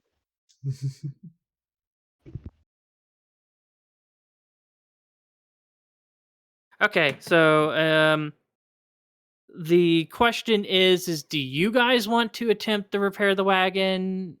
And which one are you repairing? So you're repairing the merchant one? Yes, we've established that was an Okay. easier repair.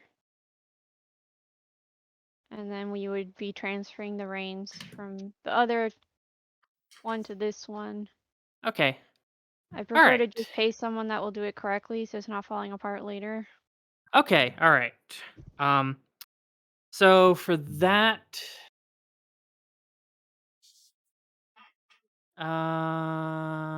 give me a second here.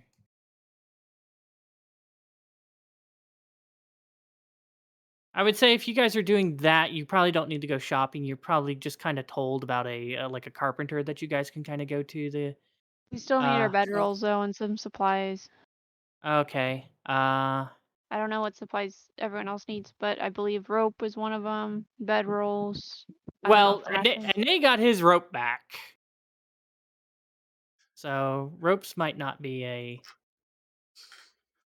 If there's any healing potions, those are always nice to grab. I could use a nice top up of arrows. Okay.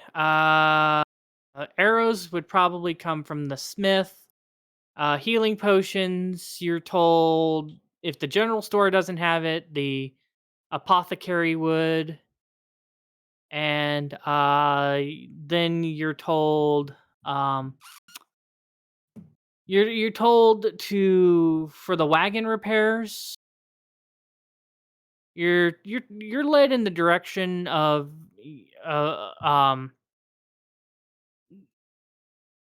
it's not really so much of a business as it is like somebody who just does this kind of out of home, but probably is the only one who's works on this kind of stuff. You're led in the direction of Barthrin Barthrin Thronhork. You're told he's a dwarven gentleman. So I will tell you in this town, healing potions are probably gonna run like 60 gold pieces if you guys aren't wanting to Never roll mind. trading. They did just kind of run the guy out of town. Oh, yeah. Yeah. And Fuck bedroll. medicine. Never mind, we're good. Okay, and then let's see here. I'm just trying to find out for the bedrolls and stuff like that. How much they would cost.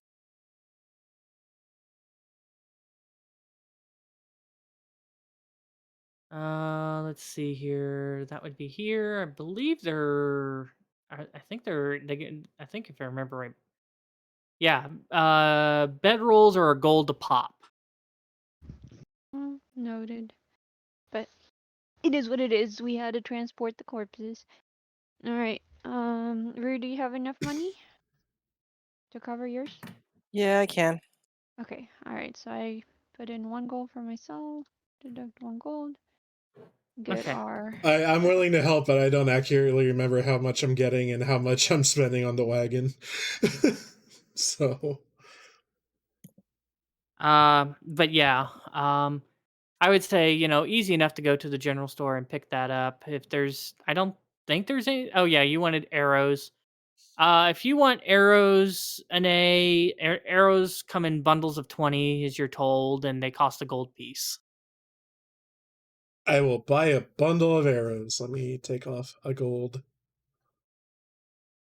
Oh, by the way, while we're in the area, if there's an armor, do they have any mithril armor in the area? Yeah, you ask, and nothing that fancy here. Okay. They have a breastplate that they have a breastplate, and they have some lighter armors. You get a sense mostly from what they do. They mostly do a lot of repair work with the guards' equipment.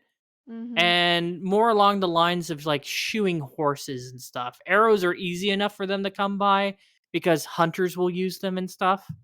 Yeah. But there's like some armor pieces that were commissioned for guards that never came and picked them up. And none of those armored commissions are mithril, correct? No. All right. Good to It's know. they're regular old metal. Okay. I'll just look for elves next time. All right. Thank you. Yeah. Let's see here. Yeah, like I said, with Hakram, Harkram, the dwarvish fellow. If you don't want to roleplay that out, he tells you with his current work that he has that he wouldn't be able to get to he wouldn't have the wagon finished until midday tomorrow. But if you do want him to, but he would be able to.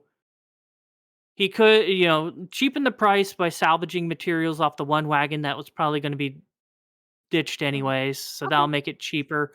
And Would it help if I assist him in salvaging the pieces so we can get it more completed more quickly?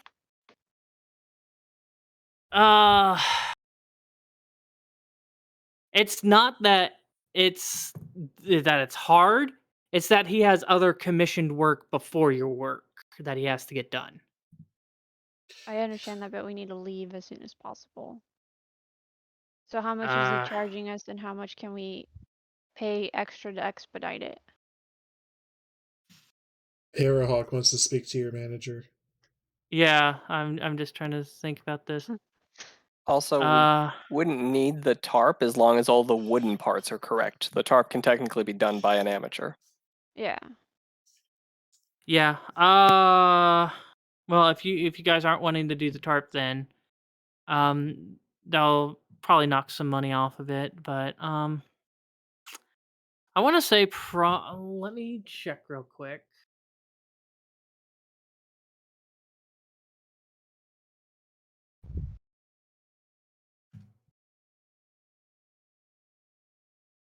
Let's see here. A wagon costs that much. Probably to fix it and fix it right. And have him go over it, make sure that there isn't any other underlying issues or anything like that, and basically get everything in working condition. It's going to cost about 5 gold pieces for him to get the wagon in working order. Like I said, Mhm. that's with it's making it a little bit cheaper by not using like fresh wood, new wood Mhm. and stuff like that. And And then can we buy the tarp from him, and we'll set it up later? yeah, like I said, that would probably be including the tarp. Okay. The All tarp right. wouldn't. The tarp wouldn't take. The tarp is mostly time for him. That's fine. We can work on It's it not later. really a price, but yeah. Okay. Uh, to expedite, probably cost you a pretty penny because he tells you the work that he has ahead of time. He has some other work that he has to get done. He has some work for the bronze dust and the snake melt or snake mark families, and he doesn't want to piss them off, and they want their shit done in a hurry. Well, we need to leave today, so And by the they need their shit as soon as okay, that's fine. possible. So can we So just then borrow his tools, a set of tools, get the tarp from him, and then we'll go ahead and disassemble the cart then, and we'll do it ourselves because I don't want to stay another day. okay. Well, he's not gonna let you borrow his tools. That's fine. We can Uh buy tools can we buy some tools for him to repair it as we go? A repair kit? if you guys are gonna buy tools and stuff, he directs you back to the general store. And They would have tools to help yeah, they repair would them? have tools to Okay. And how much would the tarp be just without his services? uh Hey, tarp probably. Hey, Yeah. can I pull you aside? I'm like super tense at this point. Like, I don't want to stay here. After what happened to the potion guy, I don't want to stay here. Like uh, another day. I understand that, but is there like something like more personal than that? There's a reason why I wear a veil, and I don't Mhm. want to stay another day here. So, for that reason, based on how these other people are acting. So I'm getting very nervous staying another day. So I'd really like to get the wagon done and so we can leave. Okay. Well, for you guys to buy a set of tools and then buy materials that you're going to need to use, like nails and stuff like that. The tools themselves is going to cost, like I said, the tarp probably like 5 copper. It's not that expensive. The tools are going to cost you 8 gold pieces to buy a new set of carpenter's tools. And then on top of that, you're going to need to buy things like nails and stuff like that. They'll probably, extra parts and stuff like that probably run you like a couple silver. Okay. Okay, Rue, seeing this has an idea, and he's going to ask, what is the shoddiest, cheapest tools that we could buy?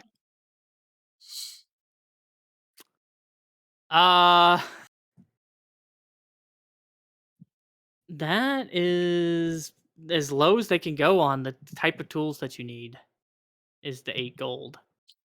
How many gold pieces are included in that sack that I took earlier? 75, was that?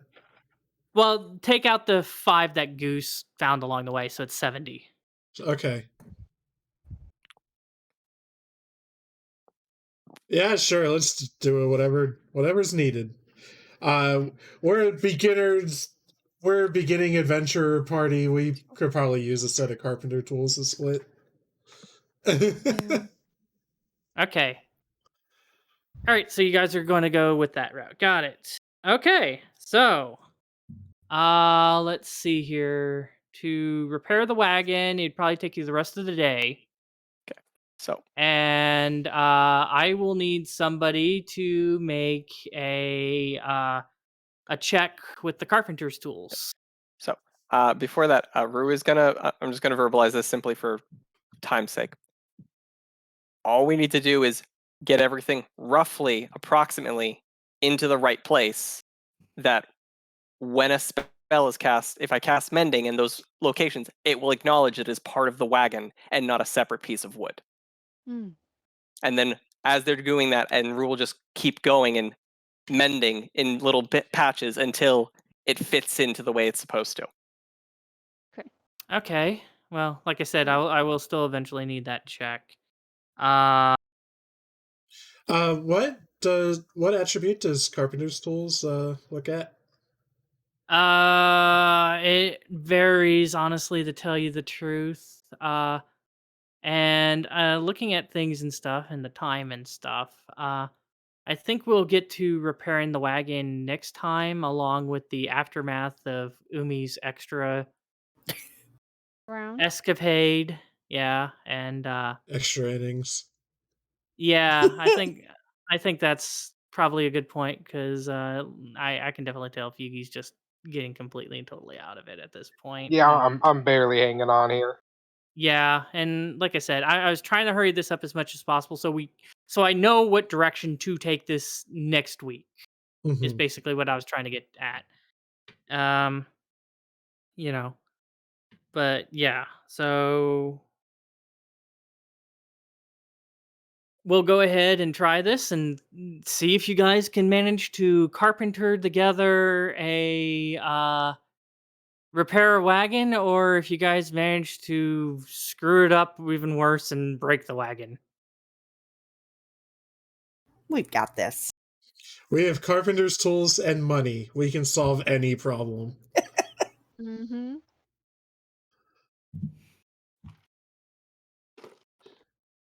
Not to mention, you guys, eventually I got to go pick up the horse. Hey, Hesper? Mhm. Can you handle my money situation on my character? I don't know what the hell's going on in there anymore. Yeah, I can. Okay, I've been subtracting for food and stuff like that, but add a whole bunch of ill-gotten gains and then subtract for a wagon repair is, oh. Yeah, I'll just take from that total the Yeah. okay, so the 8 for the carpenter's tools and the 5 copper for the tarp, and then the 2 silver for the extra materials like nails and stuff. I think that'll take care of that. Yeah, I'll get all that plugged in for you. Woo, yeah. Thank you, sir. You can hand out money as you see fit, I guess, or unless you're going to be the banker and carry all the money. I will decline to say anything of the sort. Okay. And he's just super rich all of a sudden. Okay, so all right. So All right, so that'll take care of that. We'll pick up there next time. Feugy, you were the one who, or not Feugy, sorry, Lonnie, you were the one who got inspiration last time. So can't hand it back to Feugy. So who Okay. gets it? Bubba. Bubba. All right. So that means next week on Monday, I'm gonna have to bug Bubba, the who gets inspiration. Goosewaddle, the special boy. Special needs boy. Pretty much. Okay. So that takes care of I that. can't believe I'm now legally responsible for him. Yeah, you're his conservator. Only in this town? Question mark. No. The Oh thing no! specifically says gives him responsibility anywhere in the Praelie Coast. Oh no! Oh boy. But he gives him only 3 days to resolve that problem. What is that problem? The outfit? Yes. Yeah. He's Oh. basically gnome facing. Oh. But that's only in this town, right? Yeah, and honestly, to tell you the truth, if you guys leave before then, they're not gonna probably follow up on it because it's such a minor offense.